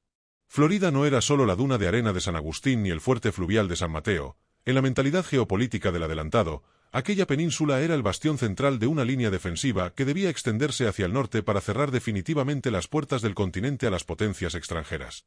Su objetivo inmediato estaba a casi 100 leguas al norte, en un paraje que los cosmógrafos llamaban Santa Elena, en la actual costa de Carolina del Sur. A finales de abril de 1566, Menéndez embarcó en una capitana ligera flanqueado por su fiel contramaestre Íñigo Ibarra y el recién llegado capitán Esteban de las Alas, un asturiano recio de Avilés que traía la confianza directa de la corona. Las naos costearon una sucesión interminable de islas barrera, laberintos de canales e imponentes bosques de robles cargados de musgo español que colgaba de las ramas como barbas de espectros. «Esta costa es un nido de canales, Pedro», advirtió Íñigo, escrutando las aguas someras desde la proa. «Si los franceses regresan con una armada pequeña, podrían esconderse en cualquiera de estas bahías sin que nos enterásemos en San Agustín. Por eso mismo no podemos dejar un palmo desguarnecido, Íñigo», respondió Menéndez, ajustando su capa de paño contra el viento del este. «Quien domine Santa Elena dominará el límite norte del canal de Bahama. Si plantamos allí una fuerza astada, los galeones de la Plata navegarán con el viento a favor y la espalda protegida». Cuando la expedición entró por fin en el ancho estuario de Santa Elena, los españoles quedaron maravillados. El puerto era profundo, capaz de albergar escuadras enteras, y las tierras circundantes parecían más fértiles que los arenales del sur. Los indios de la región, los Oista, salieron a recibirlos en canoas, observando con recelo las armaduras de los hombres blancos. Menéndez repitió la estrategia que le había dado resultado con los timucuas, desembarcó en son de paz, repartió anzuelos, cuchillos de hierro y cuentas de vidrio, y parlamentó con los caciques locales bajo el dosel de los grandes bosques. En pocos días, las picas españolas volvieron a hundirse en la tierra y los soldados comenzaron a levantar el contorno de una nueva fortaleza de troncos, el fuerte de San Felipe. Esteban de las Alas quedó al mando de la nueva plaza con una guarnición de 110 soldados. Al despedirse en la playa, Menéndez le entregó las instrucciones reales firmadas en Madrid un año antes. «Aquí queda la frontera de la cristiandad, Esteban», le dijo el adelantado, estrechándole la mano. «Mantened los fuegos encendidos y las guardias estrictas. Si esta plaza cae, San Agustín quedará sitiado por el norte. Mientras nos quede pólvora y bizcocho, don Pedro, esta bandera no se mueve», prometió las Alas, clavando la mirada en el horizonte gris del Atlántico. El regreso de Menéndez a San Agustín en el verano de 1566 marcó el cierre del primer año de la conquista. Al desembarcar en el muelle de la villa, el adelantado ya no encontró un campamento de fortuna, sino una población civil en marcha. En la plaza de armas, Martín de Argüelles paseaba con su tierno hijo en brazos bajo la mirada orgullosa de Leonor de Morales, mientras el capellán Grajales anotaba los primeros bautizos en un cuaderno de hojas de pergamino que olía a brea. Pedro Menéndez de Avilés contempló las casitas de madera con sus huertos recién plantados donde el maíz de los indios crecía junto a las primeras hortalizas castellanas. Sabía que los años venideros traerían nuevos desafíos, los ataques piratas, las fiebres del verano y las incomprensiones de la burocracia de Madrid que siempre exigía resultados a cambio de pocos maravedís. Pero al mirar las estacas de San Agustín, firmes contra el oleaje del océano, el viejo lobo de mar supo que la herida por la pérdida de su hijo Juan había comenzado a sanar. No había encontrado su cuerpo en las arenas de las Bermudas, pero a cambio había parido una nueva provincia para su rey y un hogar para los hijos de su estirpe. La Florida española, bautizada la tempestad y forjada en el invierno del hambre, había plantado sus raíces en la eternidad del Nuevo Mundo. Capítulo 15. El Palacio de las Conchas. Si la costa oriental de la Florida era una barrera de arena blanca y viento abierto del Atlántico, el sur de la península, asomado a las aguas mansas pero traicioneras del Golfo de México, constituía un laberinto indescifrable. Era un mundo sumergido donde el agua estancada, los mosquitos y las raíces retorcidas de los manglares se hundían en el fango como dedos de ahogado. Hacia finales de 1566, con la línea defensiva sólidamente establecida desde San Agustín hasta la lejana Santa Elena, Pedro Menéndez de Avilés volvió sus ojos hacia el suroeste. No lo guiaba el mito de ciudades de oro ni fuentes de la juventud, sino una prioridad geopolítica descarnada: asegurar la yugular comercial del imperio, el canal de la Bahama, y arrancar de la esclavitud a los náufragos españoles que languidecían en manos de los señores del fango. Allí, en una geografía donde la tierra y el mar se confundían, gobernaban los calusas. Aquella era una confederación de guerreros feroces que, a diferencia de los timucuas o los oistas, no necesitaban cultivar la tierra para dominar su entorno. Eran los señores absolutos de las canoas y las marismas, y su capital no era un poblado de chozas ordinario, sino una monumental fortaleza levantada sobre islas artificiales construidas con los restos de millones de conchas de caracol y ostión acumuladas durante generaciones. Su soberano era el cacique Carlos, un hombre cuyo verdadero nombre nativo infundía terror en todo el Caribe, bautizado así por los suyos en memoria de una tregua ambigua que su padre había pactado décadas atrás con la desastrosa expedición de Juan Ponce de León. El viaje de Menéndez hacia los dominios calusas fue un lento calvario de navegación de cabotaje. A bordo de 2 bergantines ligeros, acompañados por su inseparable contramaestre Íñigo Ibarra y una treintena de arcabuceros curtidos en el asalto a San Mateo, los españoles tuvieron que sortear restingas de arena, canales ciegos y una humedad tan densa que el sudor corría como riachuelos bajo los chalecos de cuero. El aire apestaba a vegetación descompuesta, a salitre viejo y al lodo negro que los cangrejos removían sin descanso. Cuando las embarcaciones doblaron por fin la punta de la actual bahía de Estero, el paisaje que se abrió ante ellos heló la sangre de los marineros más experimentados. Frente a ellos se alzaba el gran montículo de la capital calusa, una colina artificial que resplandecía bajo el sol del trópico debido al color blanco y nacarado de las conchas que formaban su suelo. Enormes canales tallados a mano cruzaban la isla, permitiendo el paso de veloces canoas de guerra que se cruzaban como avispas furiosas. Al desembarcar, los españoles se vieron rodeados por una multitud silenciosa y expectante. Los guerreros calusas eran hombres de gran estatura, de piel bronceada y cuerpos atléticos cubiertos de tatuajes geométricos que narraban sus hazañas en el mar. Iban armados con arcos de madera de macassar, pesados y rígidos, y macanas de madera noble erizadas de filosos dientes de tiburón atados con cordeles de pita. En la cumbre del montículo principal, protegido por el dosel de un bohío monumental que tenía capacidad para albergar a más de 1000 personas sentadas, aguardaba el cacique Carlos. Era un joven de mirar altivo, gestos felinos y una frialdad que rivalizaba con la del propio adelantado.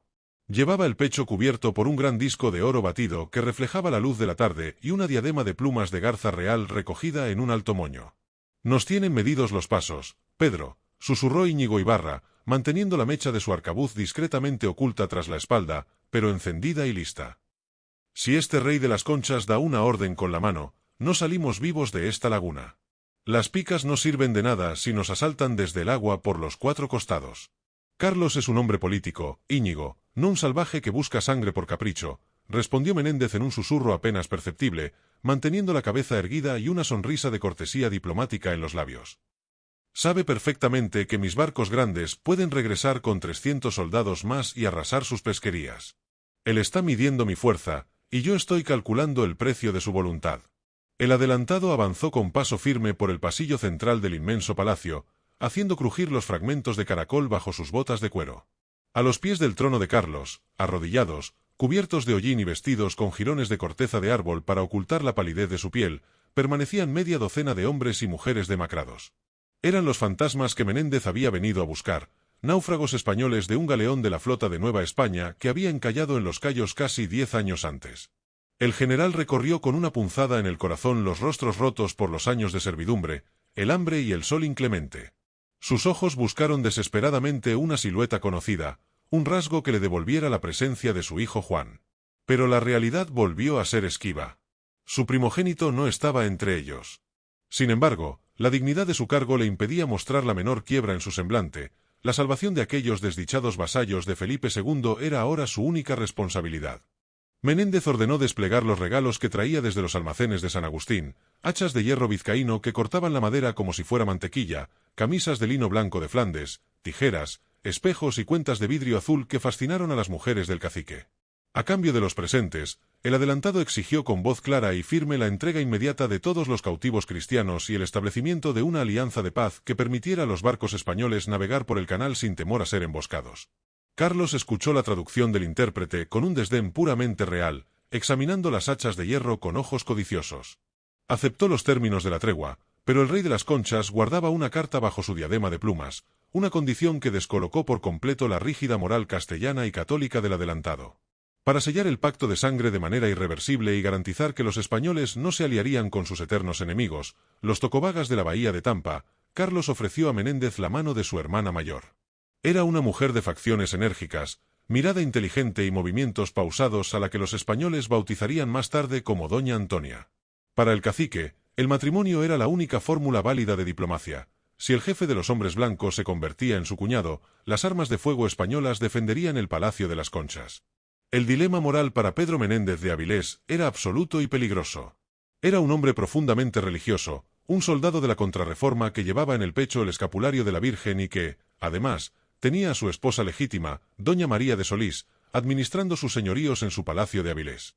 Pero la geografía del fango no entendía de leyes eclesiásticas. Rechazar el regalo del cacique Calusa en su propia fortaleza, rodeados por 1 millar de guerreros armados, equivalía a una sentencia de muerte inmediata para toda la expedición y al exterminio definitivo de los náufragos que ya veían la libertad a unos palmos de distancia. Aquella noche, mientras los tambores calusas retumbaban en la laguna exterior y los guerreros entonaban cantos monótonos para celebrar la llegada de los visitantes, Menéndez se retiró a la cabaña que le habían asignado junto a Íñigo Ibarra. La diplomacia de la frontera tiene leyes que no se comprenderían jamás en los despachos de Madrid, viejo amigo, confesó el adelantado, desabrochándose los cierres de la coraza con un suspiro de cansancio. No puedo casarme por la Iglesia porque cometería el pecado de bigamia ante Dios, pero tampoco puedo decirle que no a este pagano sin que mañana nuestras cabezas amanezcan clavadas en las estacas de la entrada. Es un brindis con el diablo, Pedro, advirtió Ibarra, sentándose en el suelo con la espalda apoyada en un barril. Doña María está en Asturias rezando por tu alma, y tú estás a punto de tomar una esposa de los manglares para salvar el pellejo. No es para salvar mi pellejo, Íñigo, es para salvar la Florida, respondió Menéndez con una gravedad gélida. Si los calusas nos declaran la guerra ahora que San Agustín apenas se sostiene, la provincia entera caerá como un castillo de naipes. Cristo entenderá que a veces hay que pisar el lodo para salvar las almas de los que están cautivos. Con una astucia política consumada, Pedro Menéndez de Avilés regresó al Gran Bohío a la mañana siguiente y aceptó a la princesa calusa. Sin embargo, impuso sus propias condiciones coloniales. Declaró que, como capitán general del rey de España, no podía consumar la unión con una mujer que no compartiera su fe. Por lo tanto, doña Antonia debía ser trasladada de inmediato a La Habana en uno de sus bergantines, donde sería vestida a la usanza castellana, instruida en la doctrina cristiana por los sacerdotes y bautizada solemnemente en la catedral. Carlos, satisfecho por haber emparentado con el adelantado de los cielos, como llamaban los nativos a Menéndez debido al asombroso tamaño de sus galeones de alto bordo, dio el visto bueno al compromiso. Autorizó la liberación de los 6 cautivos españoles y dio permiso para que se levantara una pequeña cruz de madera en el punto más alto del montículo de Conchas, así como la construcción de un precario puesto de avanzada que recibió el nombre de Fuerte de San Antonio de Carlos. Al alba, los bergantines españoles soltaron las amarras de pita, alejándose lentamente de la resplandeciente capital calusa. En la popa de la embarcación capitana, doña Antonia contemplaba cómo se desvanecían las siluetas de los manglares de su infancia, vistiendo una pesada saya de paño castellano que le quedaba grande y manejando con curiosidad un rosario de cuentas de madera que el padre Grajales le había colgado al cuello. A unos pasos de ella, Pedro Menéndez de Avilés observaba el horizonte del Golfo, anotando los nuevos sondeos de la bahía en su cuaderno de bitácora. El imperio en el Nuevo Mundo no solo se cimentaba con el rigor de las picas en San Agustín, el fuego de San Mateo o la implacable justicia de las arenas de Matanzas, se tejía también en aquellas frágiles treguas matrimoniales, en el rescate silencioso de hombres olvidados y en la amarga aceptación de que, para gobernar la Florida, España tenía que aprender a navegar en las aguas oscuras de unos reyes nativos que no conocían el nombre de Dios, pero que eran los dueños absolutos de la geografía. Del fango y los secretos de la supervivencia. Capítulo 16. La tregua de Tocobaga. El año de 1567 entró en la península de la Florida bajo el signo de una tensa y frágil diplomacia. Pedro Menéndez de Avilés había comprendido que las picas y los arcabuces eran herramientas eficaces para desalojar a los rivales europeos, pero inútiles para gobernar un territorio que se negaba a ser domesticado. La sumisión aparente del cacique Carlos y el traslado de su hermana, doña Antonia, a La Habana, habían otorgado un respiro al flanco sur, pero el adelantado sabía que la paz en aquellas tierras se escribía con tinta invisible y se borraba con la primera marea. Para asegurar de forma definitiva el control del Golfo de México y cerrar el anillo defensivo que protegería a los galeones de la flota de Indias, Menéndez necesitaba pacificar el revés de la península. Su próximo objetivo se encontraba unas 50 leguas al norte del territorio calusa, en una inmensa bahía interior que los pilotos llamaban de la Epifanía, la actual bahía de Tampa. Allí gobernaba la nación de los Tocobagas, los enemigos ancestrales de los calusas, un pueblo de guerreros corpulentos que controlaban los cursos de agua dulce y cuya ferocidad mantenía en vilo a todo el interior de la Florida. A finales de marzo, Menéndez organizó una expedición insólita.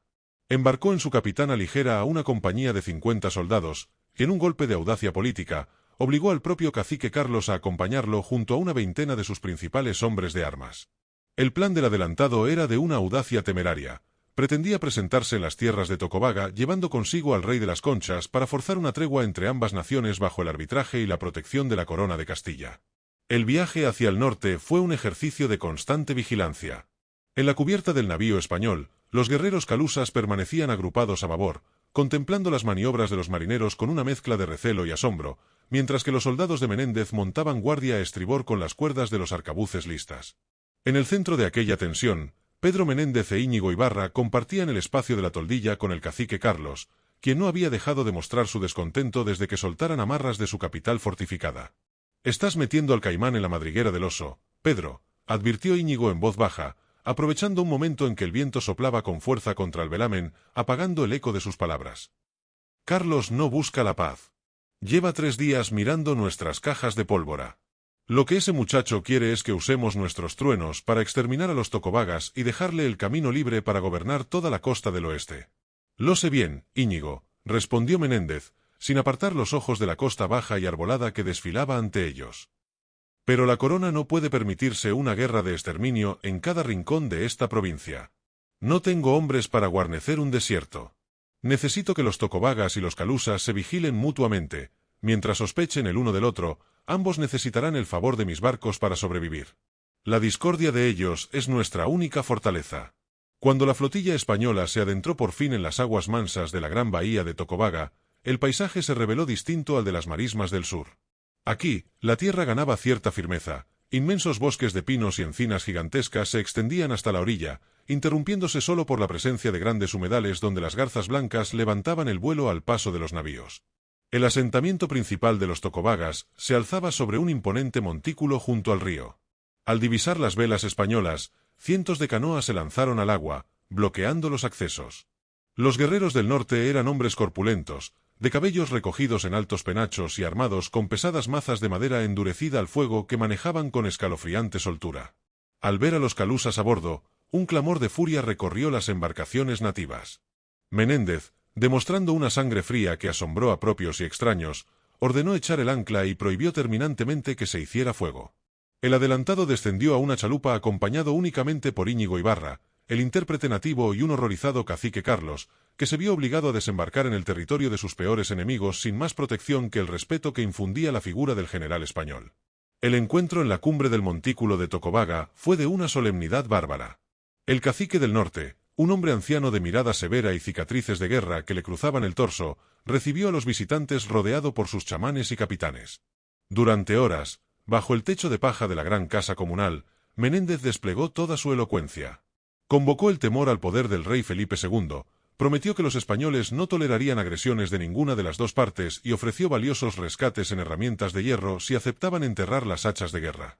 Carlos, retenido por la mano firme de Menéndez sobre su hombro, tuvo que tragarse su orgullo y aceptar las condiciones del adelantado. La tregua se selló con un banquete de pescado ahogado en grasas de manatí y frutas silvestres que los españoles digirieron a duras penas, bajo la constante amenaza de las miradas fijas de los guerreros del norte. El éxito aparente de la embajada se materializó pocos días después. El cacique de Tocobaga aceptó que se erigiera una gran cruz de madera frente a su palacio y autorizó el establecimiento de una pequeña guarnición española de 30 soldados, al mando del capitán Garci Martínez de Cos, para velar por el cumplimiento de los acuerdos. Sin embargo, el precio de aquella paz fue el nacimiento de un odio sordo. Durante el viaje de regreso a la capital calusa, el cacique Carlos no volvió a cruzar la mirada con el adelantado. El joven monarca del fango se sintió traicionado por el hombre blanco, comprendió que Menéndez no había venido para ser su aliado en la guerra, sino su amo en la paz. Las semillas de la rebelión calusa quedaron sembradas en el fondo de aquella bahía norteña. A mediados de 1567, tras regresar a San Agustín y comprobar que la villa resistía y que el pequeño Martín de Argüelles crecía fuerte en la primera calle trazada en la arena, Pedro Menéndez de Avilés tomó una decisión inevitable.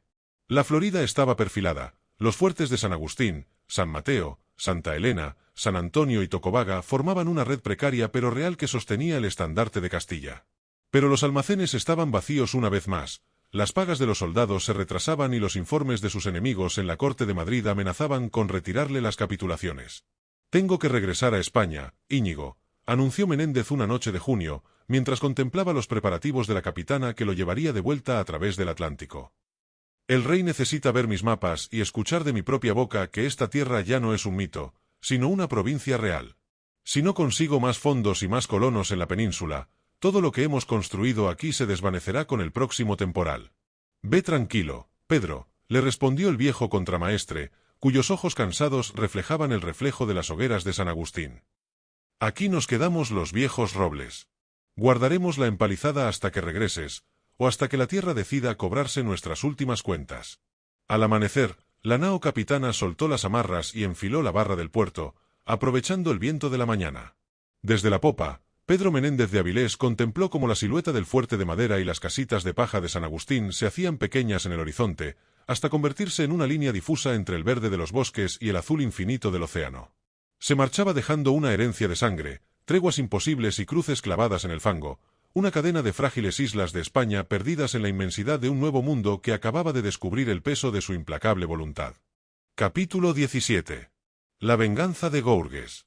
La ausencia de Pedro Menéndez de Avilés dejó en la Florida un vacío tan denso como la bruma de sus amaneceres. Mientras el adelantado cruzaba el Atlántico para defender sus capitulaciones ante los fríos burócratas de la corte de Madrid, la provincia que había fundado con sangre quedó en manos de hombres cansados, expuestos a un aislamiento absoluto. Corría la primavera de 1568.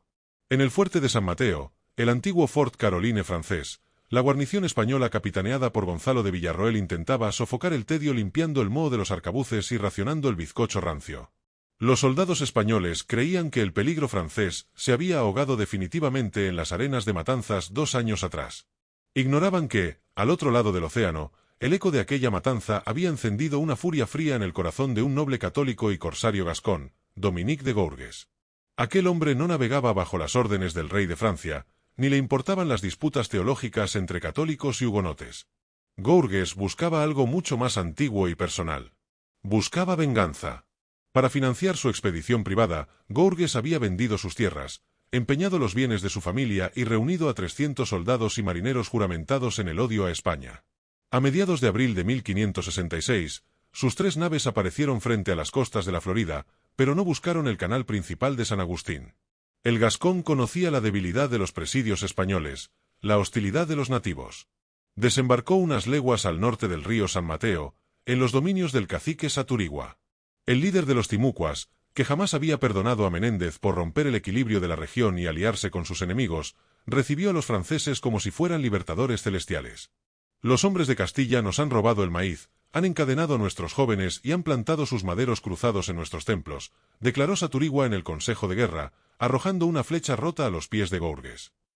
Si vuestros truenos matan a los españoles, mis guerreros os guiarán por los senderos secretos del pantano donde sus corazas de hierro no sirven para nada. El pacto se selló en pocas horas. El ataque contra las posiciones españolas no fue una batalla naval de alto bordo, sino una incursión anfibia y nocturna, una pesadilla que emergió del fango. Antes de caer sobre el fuerte principal de San Mateo, la coalición franco-timucua asaltó las 2 pequeñas baterías de artillería que los españoles habían levantado en la desembocadura del río para proteger la barra. Las puestas de guardia españolas estaban adormecidas por el calor del mediodía cuando los guerreros de Saturigua salieron de los cañaverales como espectros. Las flechas incendiarias llovieron sobre los techos de palmeto mientras los hombres de Gourges pasaban a degüello a los artilleros antes de que pudieran encender una sola mecha. Villarroel, alertado por el espeso humo negro que ascendía desde la costa, intentó organizar la defensa de San Mateo, pero el pánico ya se había adueñado de sus hombres. El fuerte, reconstruido con prisa sobre las cenizas del asentamiento de Laudonnière, no estaba preparado para un asalto combinado por 3 flancos. Los soldados españoles, viéndose superados en número y rodeados por miles de nativos sedientos de justicia, rompieron filas y huyeron hacia el bosque circundante, buscando desesperadamente el camino terrestre que los llevara a la seguridad de San Agustín. Fue una trampa mortal.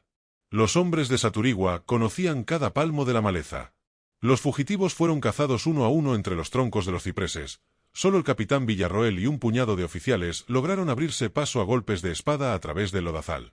Al caer la tarde, Dominique de Gourges caminaba entre los escombros humeantes de San Mateo. 60 soldados españoles permanecían maniatados en fila, con las cabezas bajas, esperando la sentencia del corsario francés. Gourges los miró sin pestañear, ordenando que los llevaran ante los mismos árboles corpulentos donde Pedro Menéndez de Avilés había colgado a los prisioneros franceses 2 años antes. Con una parsimonia aterradora, los marineros franceses prepararon las sogas de cáñamo. Gourges mandó buscar una tabla de pino piñonero, y utilizando la punta de una daga calentada al rojo vivo en las brasas del fuerte, grabó una inscripción que pretendía devolver, palabra por palabra, la afrenta del adelantado de la Florida. No hago esto como a españoles, ni como a marineros, sino como a traidores, ladrones y asesinos. Los 60 cuerpos quedaron suspendidos de las ramas, balanceándose bajo la brisa del Atlántico, mientras las llamas consumían las últimas empalizadas de San Mateo. Gourges no intentó conservar la plaza, sabía que no tenía hombres suficientes para resistir el contraataque que inevitablemente vendría desde San Agustín. Tras desmantelar los cañones españoles y cargarlos en sus bodegas, las naves francesas levaron anclas, perdiéndose en la inmensidad del océano con la misión cumplida. La noticia del desastre llegó a San Agustín 3 días después, transportada por el exhausto y ensangrentado capitán Villarroel. En la villa civil, el temor se propagó como la pólvora.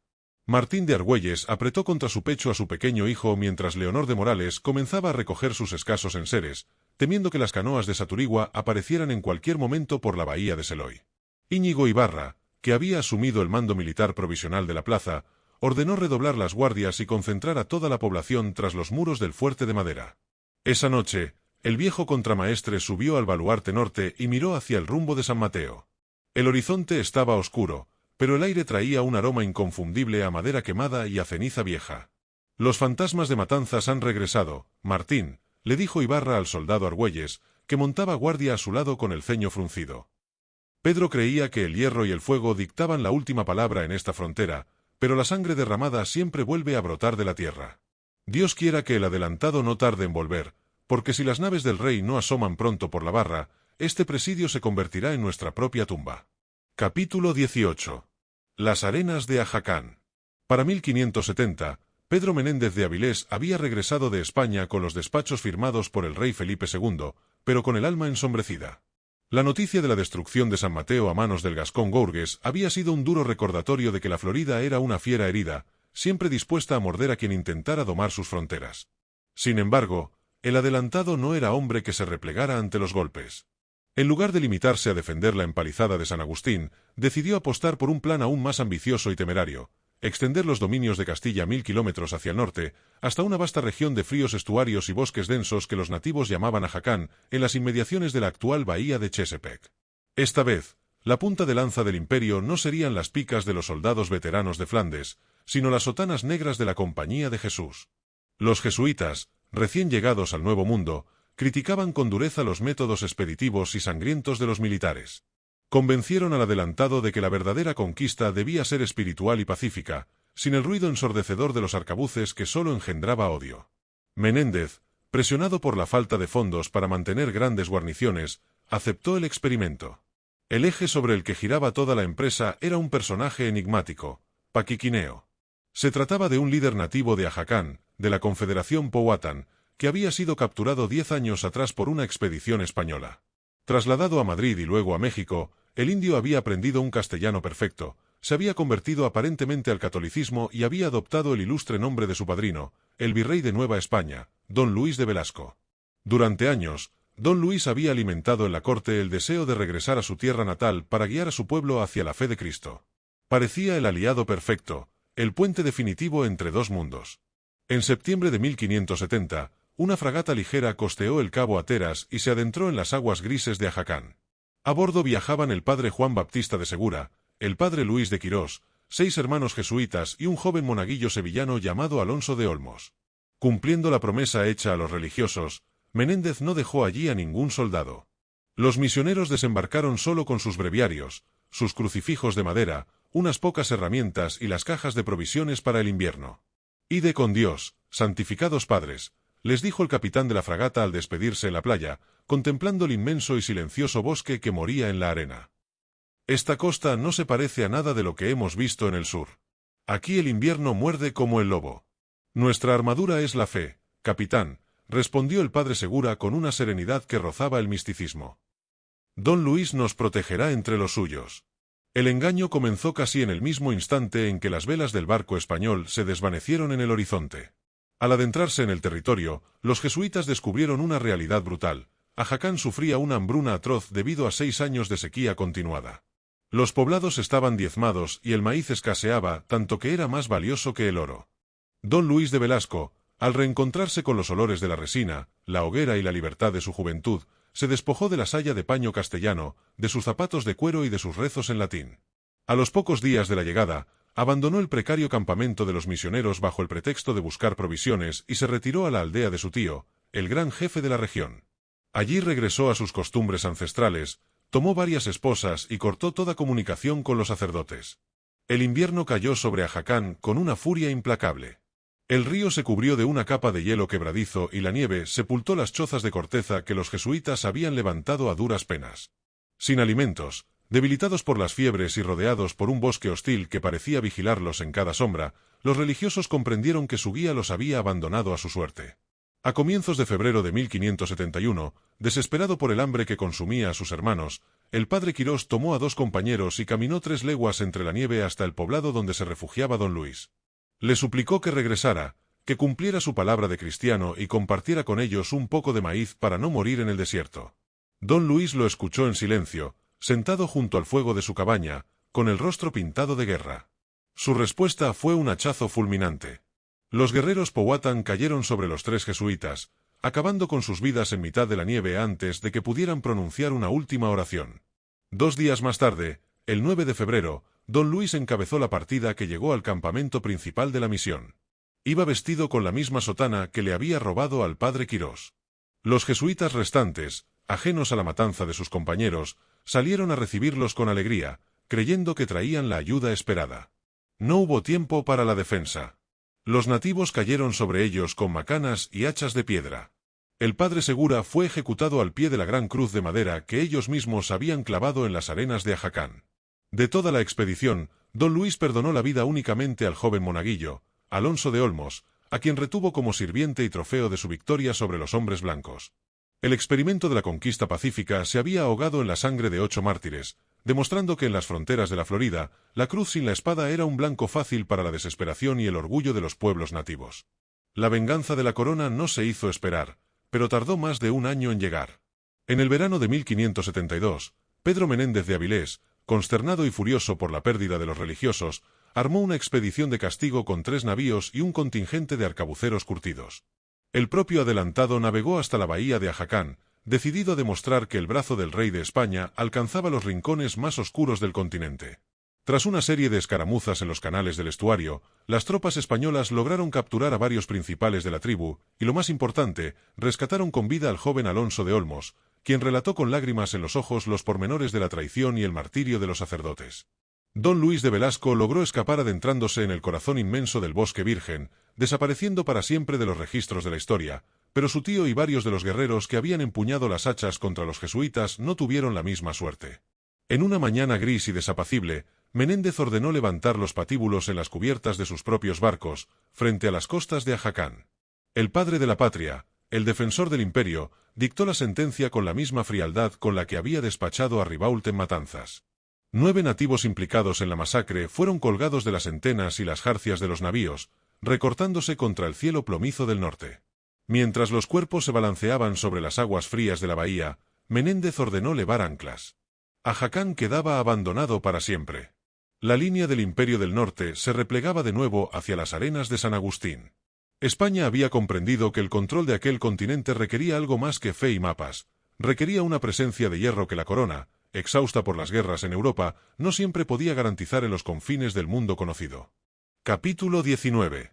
Las últimas llaves del presidio. Hacia el otoño de 1573, San Agustín ya no tenía el aspecto de un campamento de náufragos, sino el perfil definitivo de una plaza fuerte del Imperio español en el de por sí áspero territorio norteamericano. Las chozas de caña y barro de los primeros días habían dejado paso a edificaciones más robustas, con bases de conchuela, esa piedra blanda hecha de conchas marinas compactadas que abundaba en la región, y techos bien trenzados. Sin embargo, la vida seguía siendo un ejercicio de resistencia diaria. La arena se colaba en las raciones, el salitre corroía las herrajes y el rumor de los tambores nativos en la selva recordaba que la paz era solo una tregua armada. Pedro Menéndez de Avilés regresó a su villa por última vez con el cabello completamente encanecido y la salud resentida por las fiebres del trópico y las interminables travesías atlánticas. Había gastado su fortuna personal, empeñado los mayorazgos de su familia en Asturias y enterrado a sus mejores capitanes en aquella costa. Pero al desembarcar en el muelle de madera de San Agustín, algo en su severo rostro pareció relajarse al ver el orden de las calles trazadas a cordel. El adelantado caminaba por la plaza de armas flanqueado por su sobrino, Pedro Menéndez Marqués, un marino joven y despierto que había demostrado una enorme capacidad para el gobierno y la navegación en los canales de las Bahamas.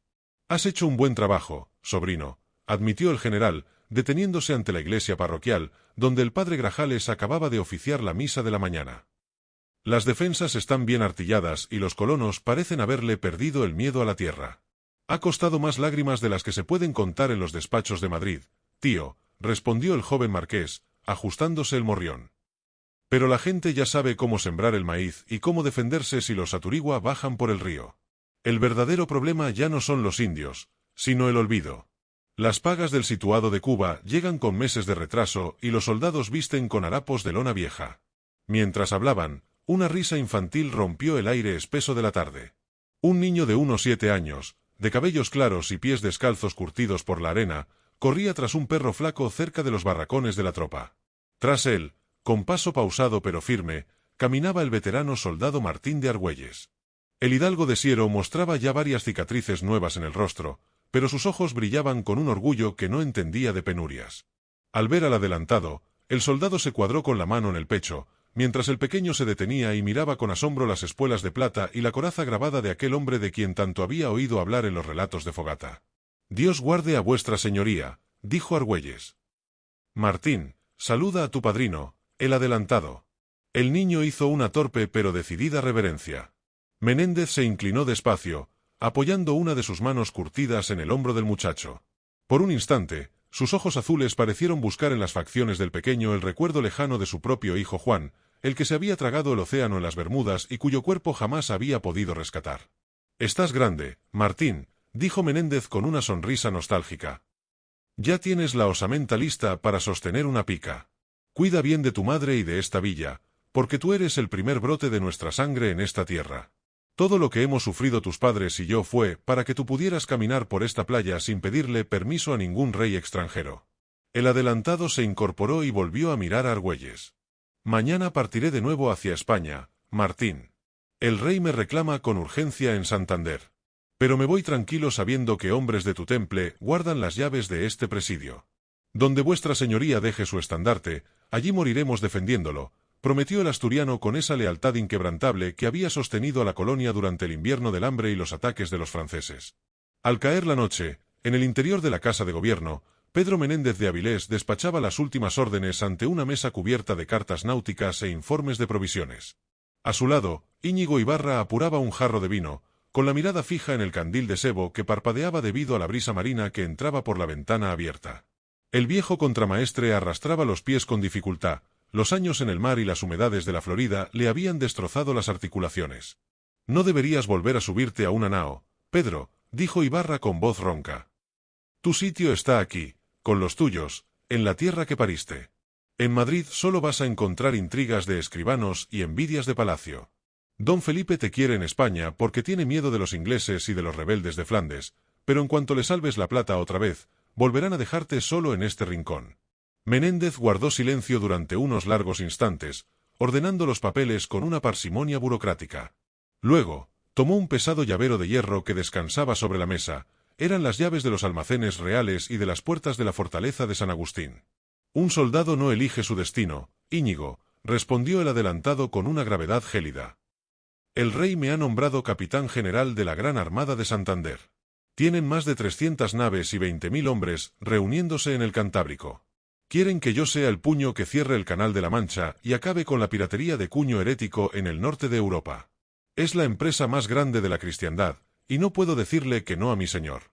Pedro caminó hacia la ventana y contempló las luces lejanas del fuerte de madera, recortadas contra el cielo estrellado del Atlántico. «Le dejo las llaves y el mando de la Florida a mi sobrino Pedro Menéndez Marqués», continuó el general, y su voz tembló sutilmente. «Él tiene la juventud y el empuje que a mí ya se me están escapando de las manos. Mi hacienda está agotada, Íñigo. Si muero en España, lo único que dejaré a mis hijas serán deudas y este mapa de arenas y bosques. Pero es un mapa real. Ya nadie podrá borrar el nombre de España de esta costa. Al amanecer del día siguiente, bajo un cielo limpio y un viento del oeste que soplaba con fuerza favorable, la nao capitana soltó las amarras del muelle de San Agustín. Toda la población de la villa, desde el padre Grajales hasta la familia Argüelles y los soldados de la guardia, se concentró en la orilla para despedir al fundador.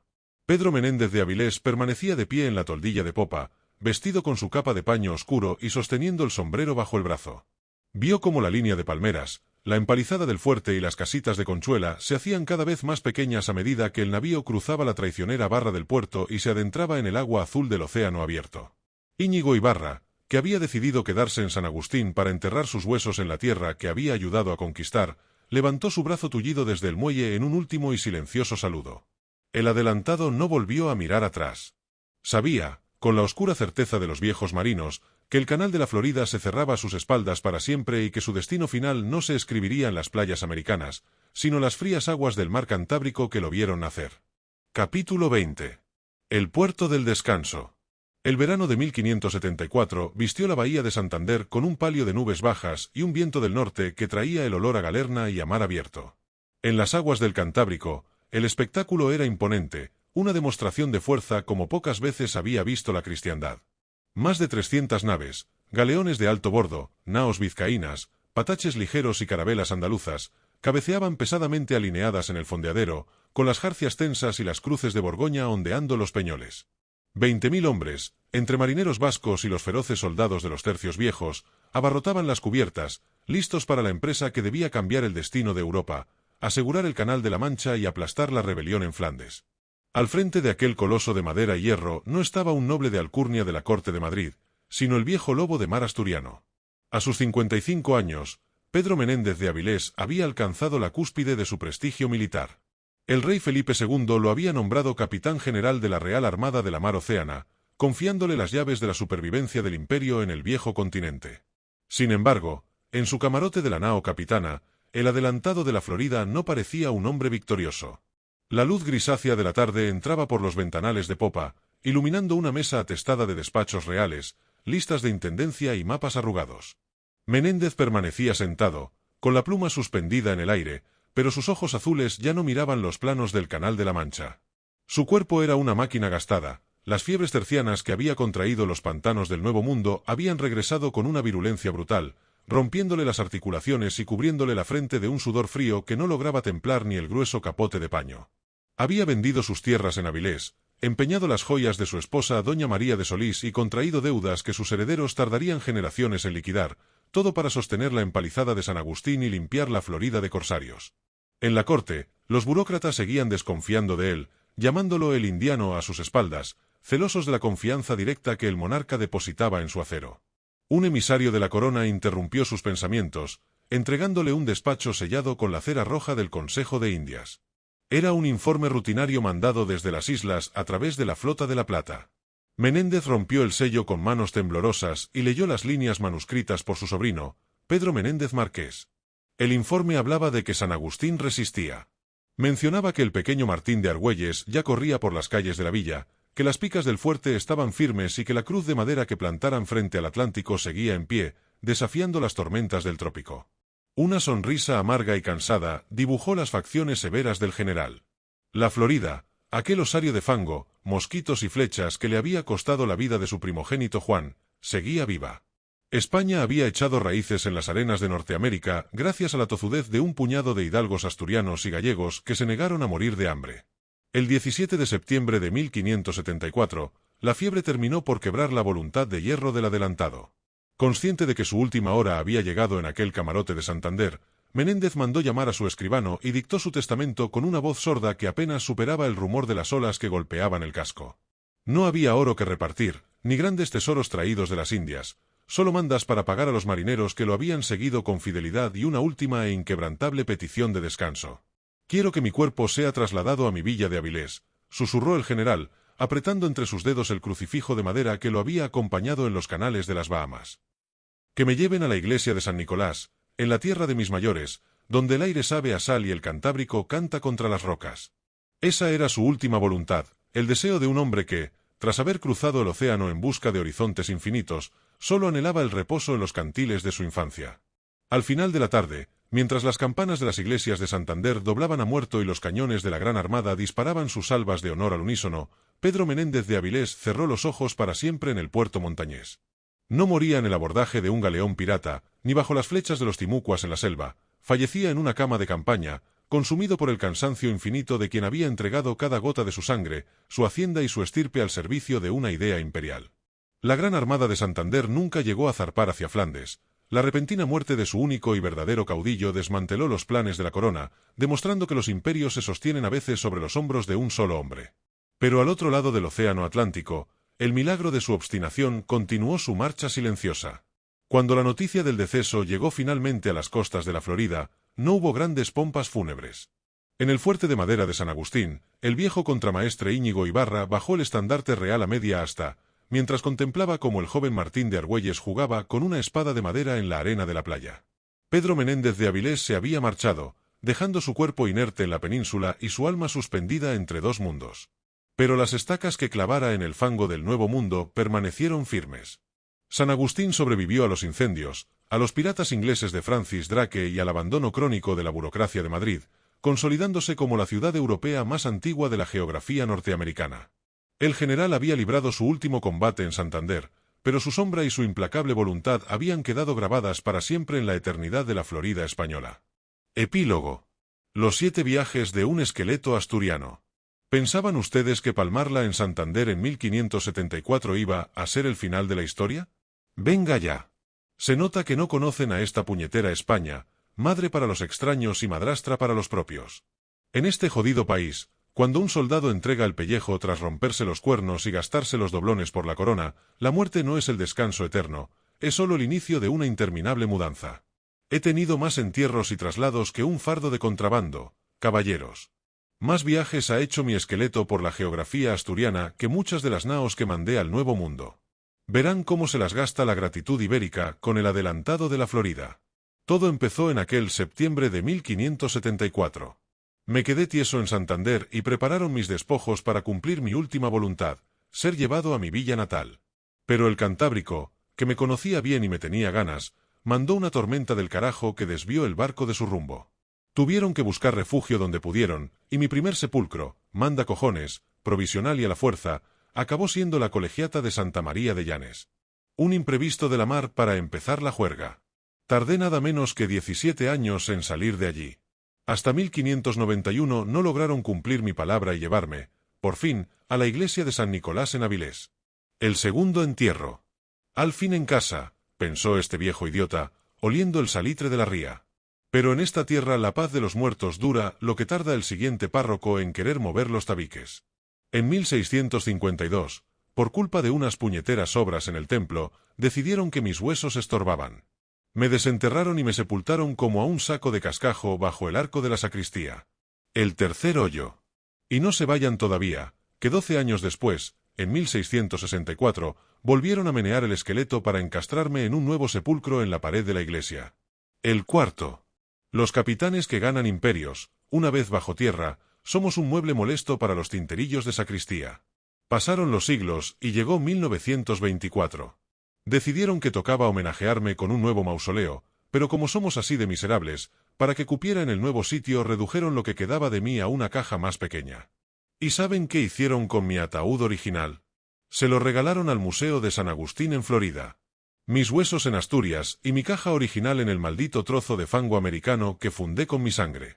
Quinto entierro. Y entonces llegó el siglo XX con sus locuras. En 1936, cuando los españoles decidieron que la mejor forma de arreglar sus asuntos era degollarse entre hermanos en la guerra civil, a unos paisanos con 2 dedos de frente les dio miedo que los milicianos profanaran mi tumba. Me sacaron a escape a mitad de la noche y me ocultaron en el cementerio de la Carriona. El sexto. Durmiendo entre muertos comunes mientras el cielo de Asturias ardía. Al año siguiente, en 1937, otra mudanza en mitad del frente, me trasladaron al convento de San Francisco. El séptimo viaje de un cadáver que ya estaba hasta los mismos cuernos de andar rodando. Tuvo que llegar 1956 para que las aguas se calmaran y me concedieran el retorno definitivo a la iglesia de San Nicolás de Bari en Avilés, donde hoy, por lo menos hasta que a otro burócrata le dé por hacer reformas, descanso de mi larga travesía fúnebre. He navegado los 2 mundos, He limpiado el océano de piratas y le cerré el paso a los herejes franceses en el rincón más inhóspito del continente. Pero si de algo me sirvieron tantas cicatrices, es para dejarles un aviso a los que todavía caminan bajo el sol: vigilen bien donde caen muertos, señores. Que en esta bendita y maldita tierra que llamamos España, el descanso eterno es solo una milonga que se inventan los vivos mientras encuentran una pala para volverte a desenterrar. Fin.